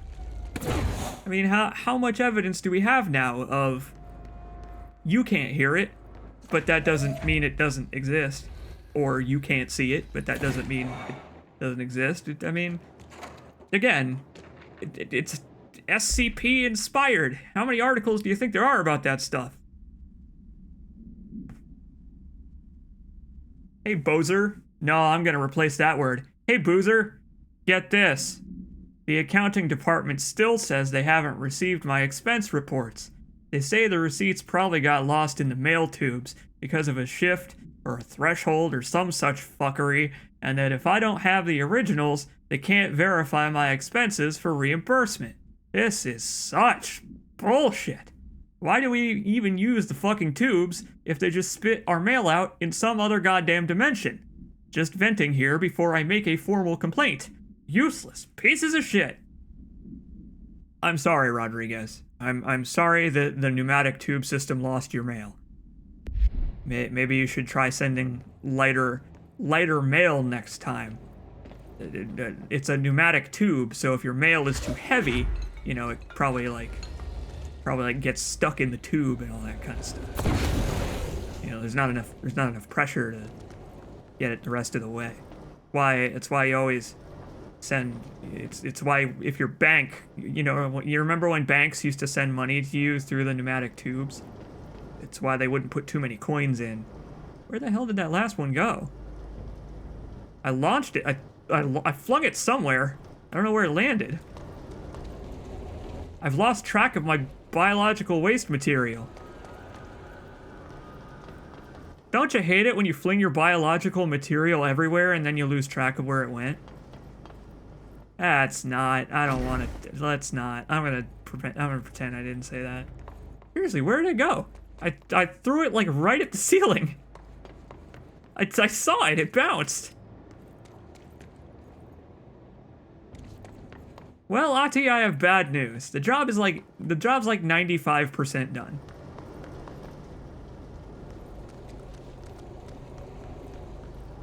I really don't know. A self-ownage at last. I mean, is it? Is this my... Oh, I see. Probably went back here. I didn't even know you could go back here. You can go behind the furnace? That's gotta be uncomfortable. There it is. Come here, you. Oh, piss! Come here! Trying to get away from me. This one barrel is an altered item. It's gonna teleport me to another dimension when I throw it in the fire.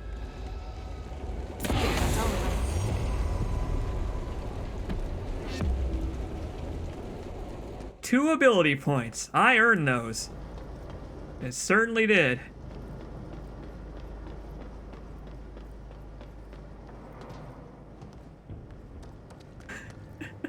The game's giving me telekinesis.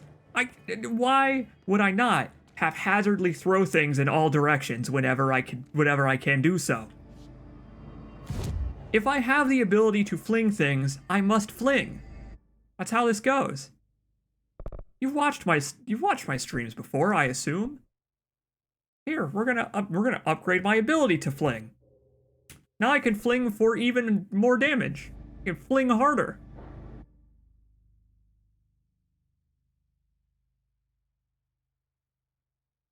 Let's see. Enemies killed with headshots. Can do. Now, now that that diversion is out of the way, let us stop the cooling plant from overheating and blowing us all to hell. Just hold together a little longer. I was doing my duty as a janitorial assistant, game. No need to rub it in.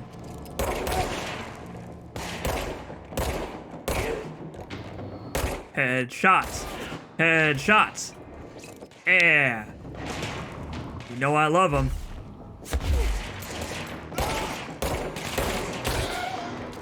It's okay, we have enough now. Back to the shotgun. My favorite platform for obliterating my enemies. Go to city. Fix it fast. If the plant goes boom, we can throw the spoon in the core. What does that even mean? Is that a real phrase? Throwing the spoon in the corner? I bet it is, and I bet it means something... maybe not stupid, but it means something where you would wonder why someone would even say the phrase, I bet. Or it's like, why not just say the thing that you meant to say instead of saying the phrase? It takes just as long to explain what throwing the spoon in the corner actually means than to just say, we're fucked. I know what it means. No, I was exaggerating when I implied that I don't know what the phrase means. He used it. I know what it means. I just don't know what the concept of throwing a spoon in a corner has to do with it. Like, where does it originate from? Why are you throwing the spoon in the corner? What did the spoon do to you? Is the spoon an object of power? Oh, I like this. I missed this. This really is some classic C. Jacobs content. Oh, hell yeah. I want to feel like I do right now more often. I am on it today. On it. I'm in it to win it. And not embarrass myself. I've thrown my Jesse in the corner.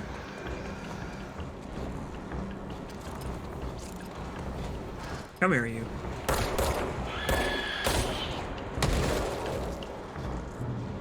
The issue with those exploding gentlemen is that when they're farther away, they're basically silent. So you kind of have a hard time tracking them down if they're like across a room. This is making me want to buy this game, and I already have a fucking backlog. This game's shooting is so satisfying. You haven't even, you don't even know the half of it yet. We are still basically in mission 2 of this game. Of so many missions. This game is so good, and it just keeps getting gooder. It's another one of those games where it just keeps getting better the further you get into it. It really is kind of like Days Gone, in that I thought I had gotten all of my tools, and then the game was like, check this out, motherfucker. That gross blockage down in the water systems is back. What the fuck is it? And where does it keep coming from? And why the hell does Ati keep yelling nonsense at it? He acts like it can understand him. Of course, he acts like we can understand him too. I guess that's just his brand of crazy. I'm gonna try out a new drain cleaner. Extreme strength. Yeah, sorry about that. I forgot to mention that I am a character in this game. I am the clog.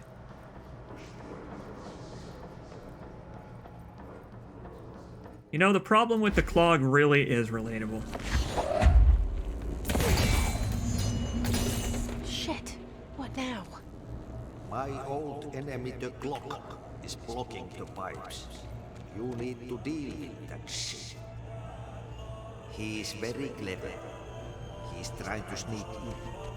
We got him caught with his hand in the fish trap. Yeah, about that. I told you I was in this game. Oh, God. And it's so accurate, too. We're... What the hell is that? Oh, that's the most disgusting thing I've ever seen. Oh, no, your first guess was right. When you first threw the thing and it popped out and you said shit, you were on the money, as it turns out. I like the idea that Ati, whoever or whatever he is, has a mortal enemy, and his mortal enemy is his duty as a janitor. To be fair, janitors don't usually need to deal with extra-dimensional, gribbly poop monsters. Usually. Sometimes they do. But usually, it's not this. Usually it's not this.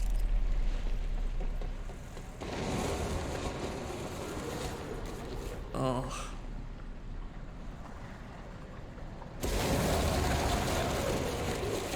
I mean, it just shoots out with such force.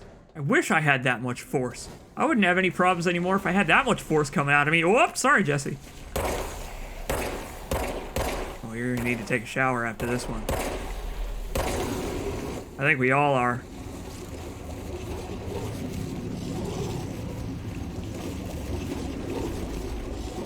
Ugh.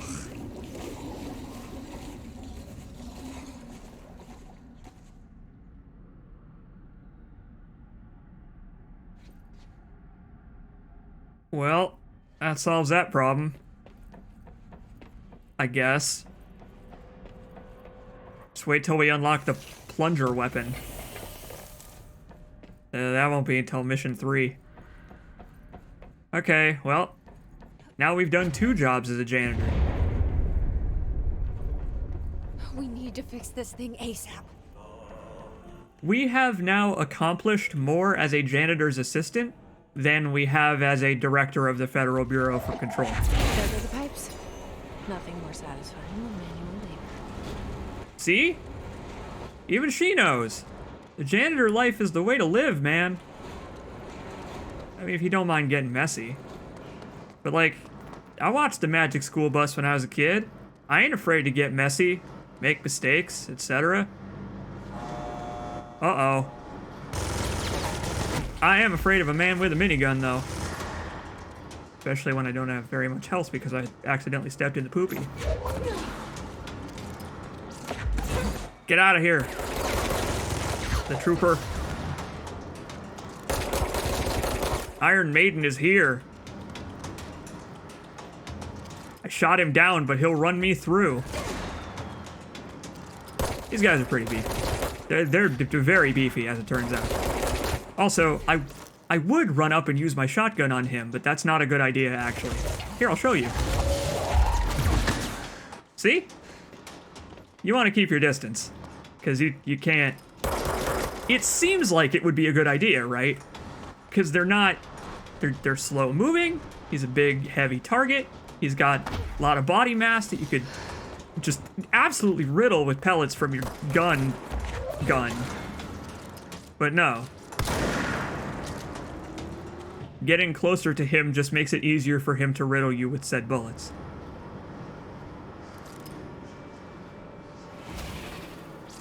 He even taunted me in death.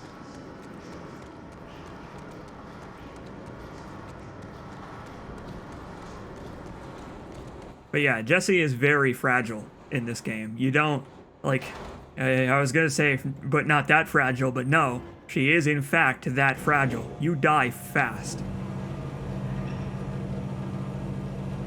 You gotta always be on the move. Never slow down.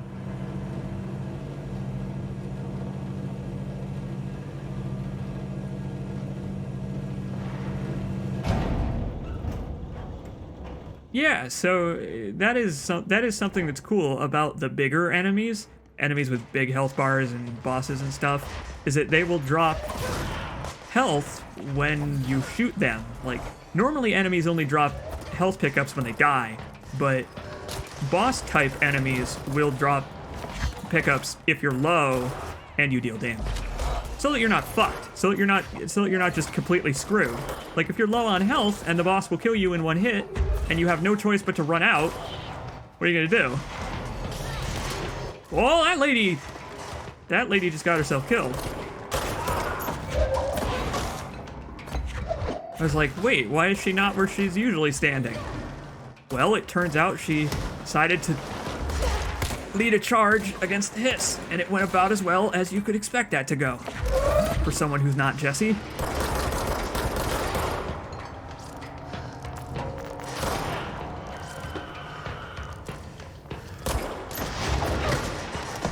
Yeah, seeing how fast that dude lit me up might give you an idea of why this game's difficulty is so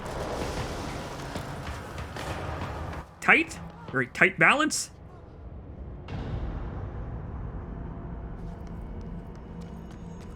The tightrope you're walking with the difficulty in this game.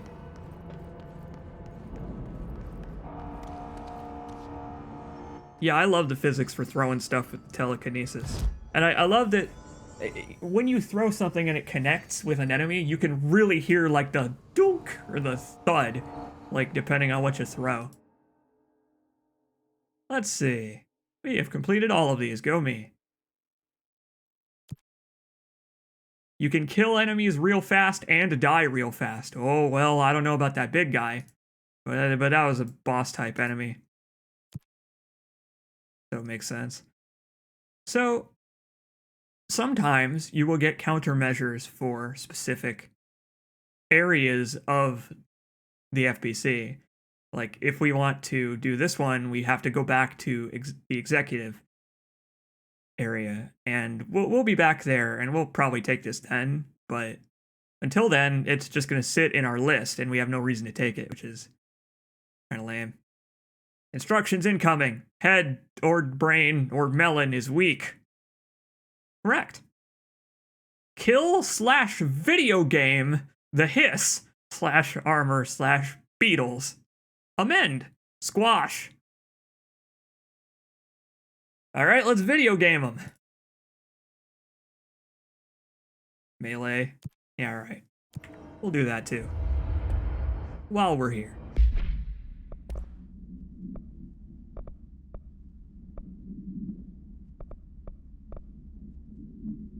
Let's put on a health mod just for now. Just for now. Ammo refund chance on hit. 7% chance of getting our bullet back. That's not bad. That would be pretty good on something with a whole hell of a lot of bullets. Like, oh, I don't know. I don't know. Some kind of machine gun. Best used in controlled bursts. Only we had one of those, right?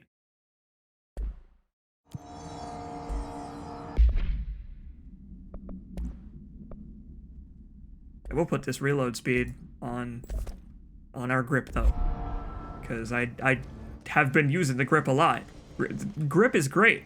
Like, you'd think that grip would fall off in usefulness because it's basically just the point and shoot gun. It is the equivalent of the pistol in your weapon rotation, but it's not like that. It actually maintains its usefulness the whole time if you upgrade it. Especially because some of the mods that you can only put on grip make it so useful for stuff like recovering energy. Like there's a mod that I don't know if we'll see because it's kind of random, a little bit.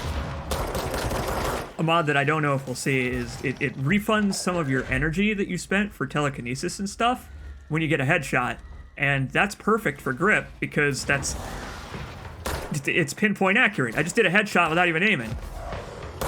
Like that's great. It's good for enemies who are sitting still, basically just waiting for you to shoot them in the head because they're stupid. Like big dumb idiots with no self-preservation.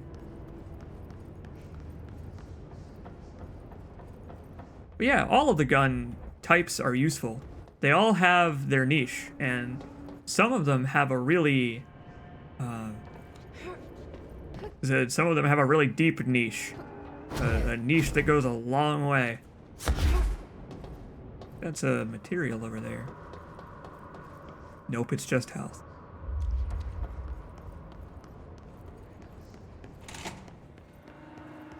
But yeah, all of the weapons have a use case. None of them feel like they ever get outclassed by anything else, because they're all good at something different.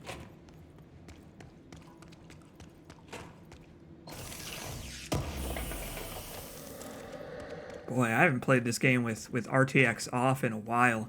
I forgot how much more wet everything looks. I mean, the reflections are still good, but it's just kind of strange. I'm gonna pick that up later. This is not where we're supposed to be going. Supposed to be going this way. Got an energy converter to convert.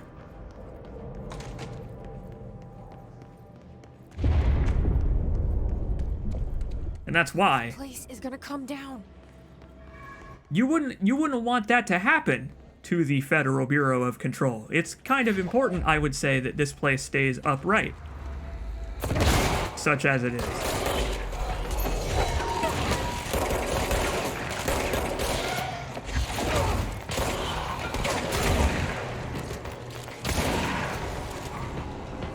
I like that this game's combat rewards on-the-fly creativity.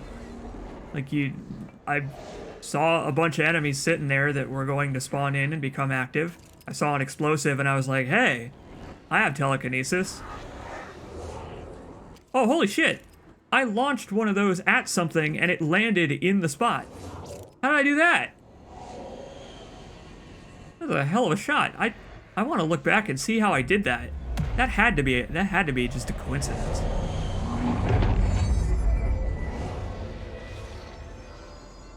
Yeah, pro gamer. I definitely did it on purpose.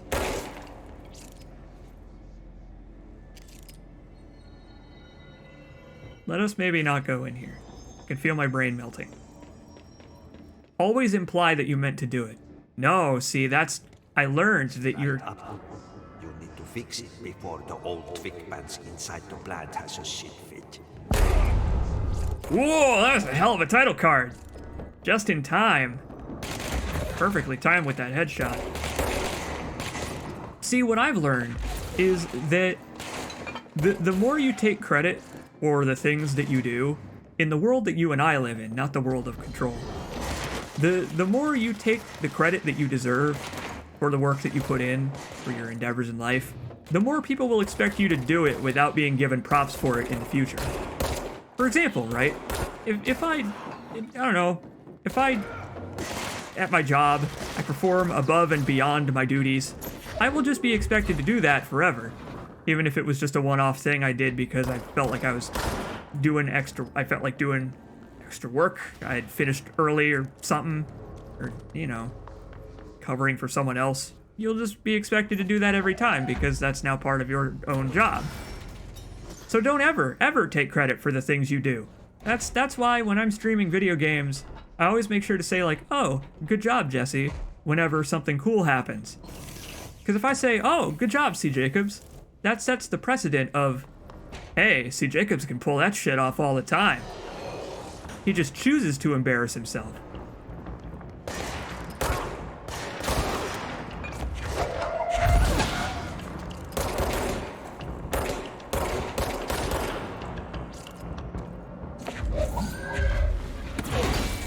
It's like that old thing that people used to say. I don't know if this still applies anymore in today's world, but it's like how, you know, now that there are online jobs and stuff, rather. But it's like how people used to say, always underestimate, right? Always give an incorrect estimate for the time it will take you to perform a task. Like always undershoot. Sell yourself short without saying that out loud. Sell yourself short so that when you do it in the time it'll actually take you, it seems really impressive. Or do the opposite, right? Say like, oh, it'll take me 2 weeks to get this done, and then get it done in a week. But you should only do that. You should only do that if it's not normally your job. Because again, if you belie your expectations, it will become your job. And you want to avoid that. Or at least I would want to avoid that. I don't know. Maybe that makes me lazy.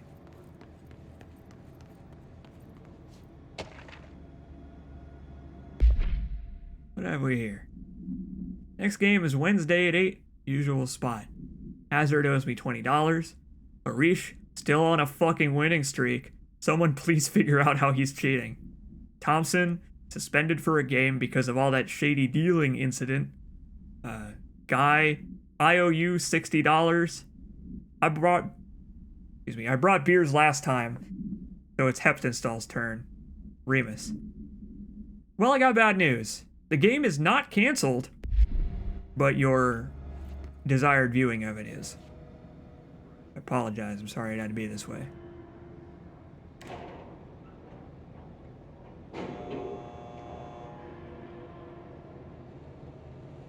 I'm wondering what's down this elevator.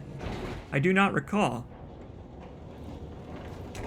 Over there is the override room. We could just go in there and finish this, but I want to see where this goes first, because I don't actually remember. Oh, this just takes you between areas in the power plant. I did not know this was the same elevator. Cool. Well, we actually are going to be riding that elevator for its intended purpose later.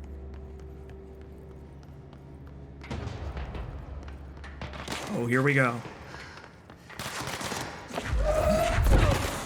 The squad is here, and they are severely underestimating my ability to shoot them in the head while sprinting like I'm fucking Usain Bolt. Before he had weird opinions on current events. That is his name, right? It doesn't matter. Haven't heard of him for years.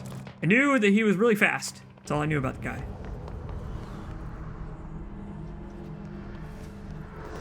The world of politics destroys us all, you guys. I feel like that's the lesson we can learn from Control. Is that the world probably should have stayed in the 60s-ish-esque business era that this game takes place in. You know, when the threat of thermonuclear war was just a thing that you had to deal with in your daily life emotionally. Forces contain a lockdown.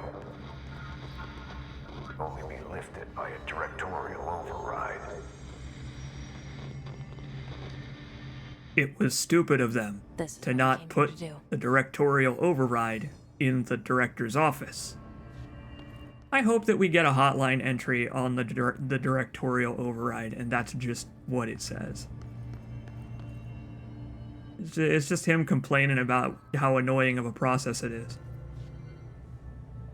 You'd think they would have planned for something like the hiss. Then again, maybe they did plan, it's just that they made the wrong plan. Which is possible. I make wrong plans all the time.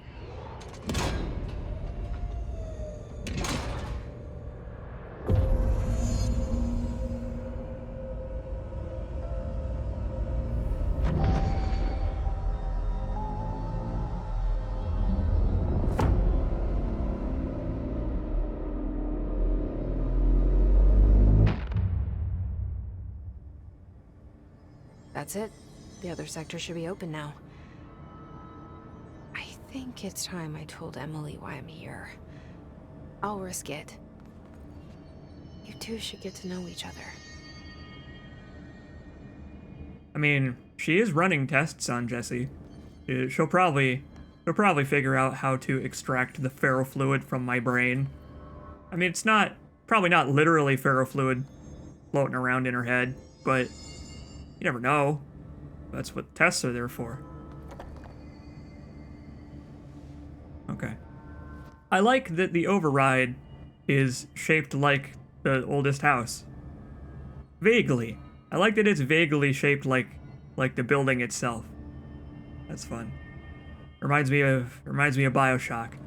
How put in the genetic override key and then Atlas pulls his he pulls his dick while taunting you, and then the override key input is shaped like Rapture for some reason. Why? I don't know. Because it's fun, and it gets the metaphor across. Really without the player even having to think about it. Does its job well enough. Alright. So we're headed back to Executive now. And I think once we get back there, and we conclude this mission, we're gonna stop for now. Because again, I want to take this at the pace it deserves, as usual. And also, I've been up for like fucking 24 hours, so I would like to go to bed. My sleep schedule's been very weird lately because, you know, I just wake up sometimes and I'm hurting and it hurts for 6 hours and then it doesn't hurt for another day. I have completely given up on the idea of a sleep schedule right now. I just sleep when I'm tired right now. Something I'm hoping to solve by the time I move.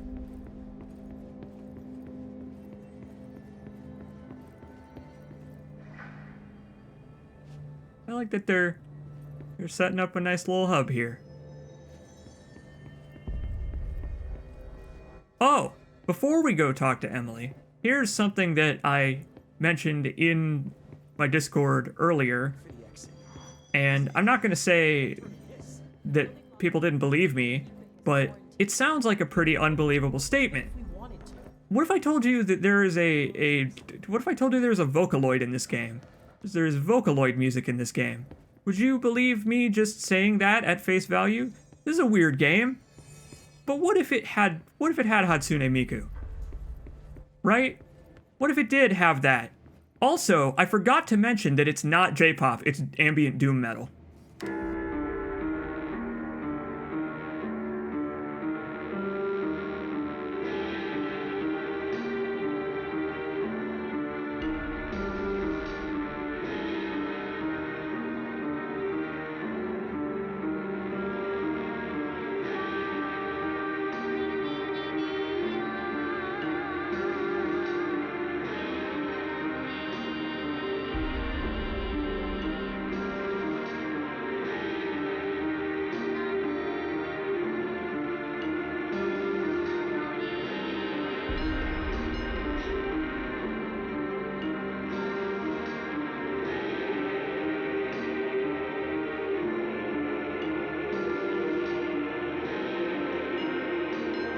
And it goes on like this. I feel like that song channels the spirit of texture pop-in, and also Hatsune Miku very well. I could chow down on a pizza while listening to that song. Senior executive. Apparently the Hiss are infiltrating control points. Pope says setting these things up may help. But I don't even know what I'm doing. She should find some maintenance grunt to do this. Hey now, Agent 1. Now is the proper time to address your prejudices towards those with lower ranking positions than you. We are all equal now. The situation's getting worse. Jesse, you made it. And you lifted the internal lockdown.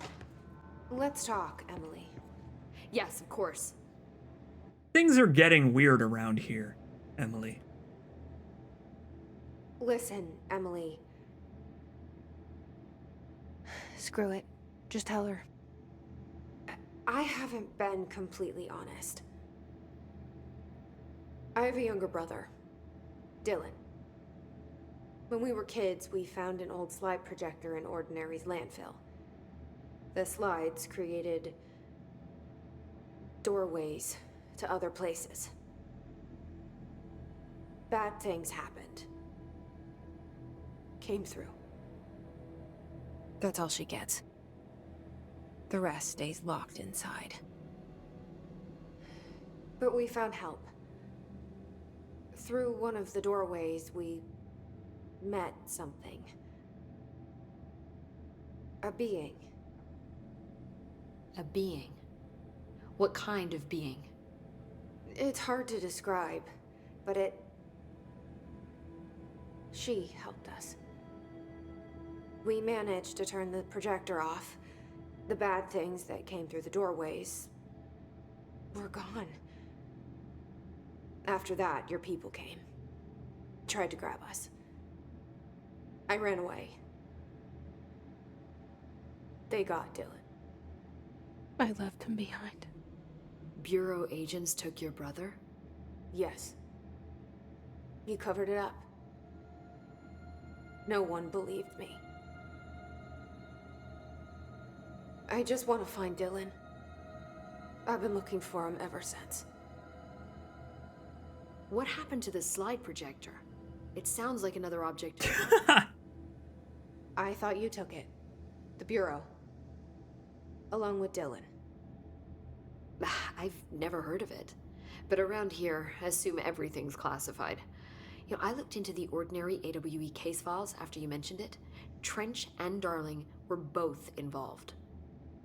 A large area of the containment sector was reserved for it. The case hasn't been active for a long time. I have no idea if anything's still there. Can you tell me more about this being you found? Let's hope you two get along. She's been with me ever since Ordinary. In my head. She led me to you. I call her Polaris. As in a guiding star. Did Polaris know about the Hiss? If she got you in here in spite of the lockdown, she's very powerful. Which may help explain your test results. Well, she is the silent type, though. Incredible, Jesse.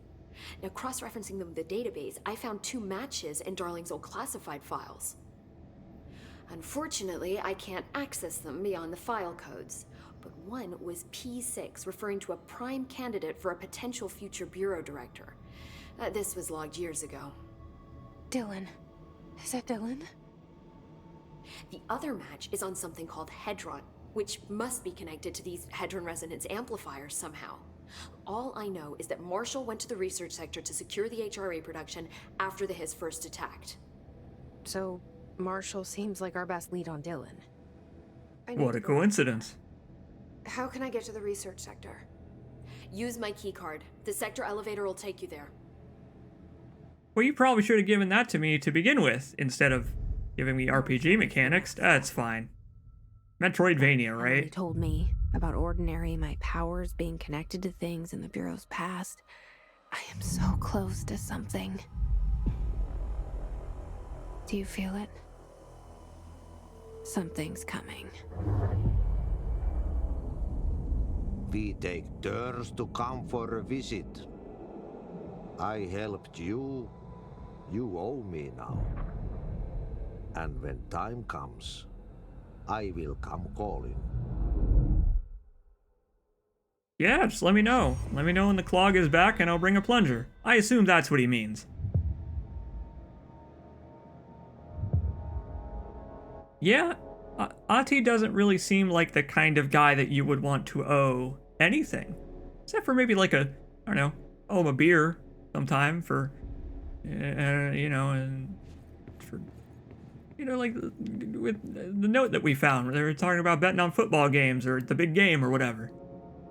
Something like that, where it's just a friendly bet between friends, because you're friends with Ati, who is potentially an extra-dimensional being. I mean, we don't know that, but, I mean, he can speak to you, the viewer, me, the streamer, and Jesse, the character, without even being present. So I'm gonna assume that being Finnish is not the only thing about him that's extraordinary.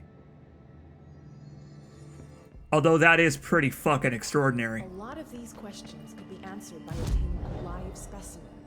Let's just pretend that the protagonist of My Summer Car is Ati, all grown up. I'll put in a request with Pope. Okay, that's gonna do it for Control for today. I feel good. I feel good about how I am presenting this game to you, and I feel good about how this stream went as my first foray back into streaming. I hope I continue to feel like I do now, where I feel pretty much okay, so that I can get back on a regular schedule once I've finalized the move and all of that stuff, which I'll keep you updated on. But Jesse and Polaris and I will see you all next time for more of Control. See you around, everybody.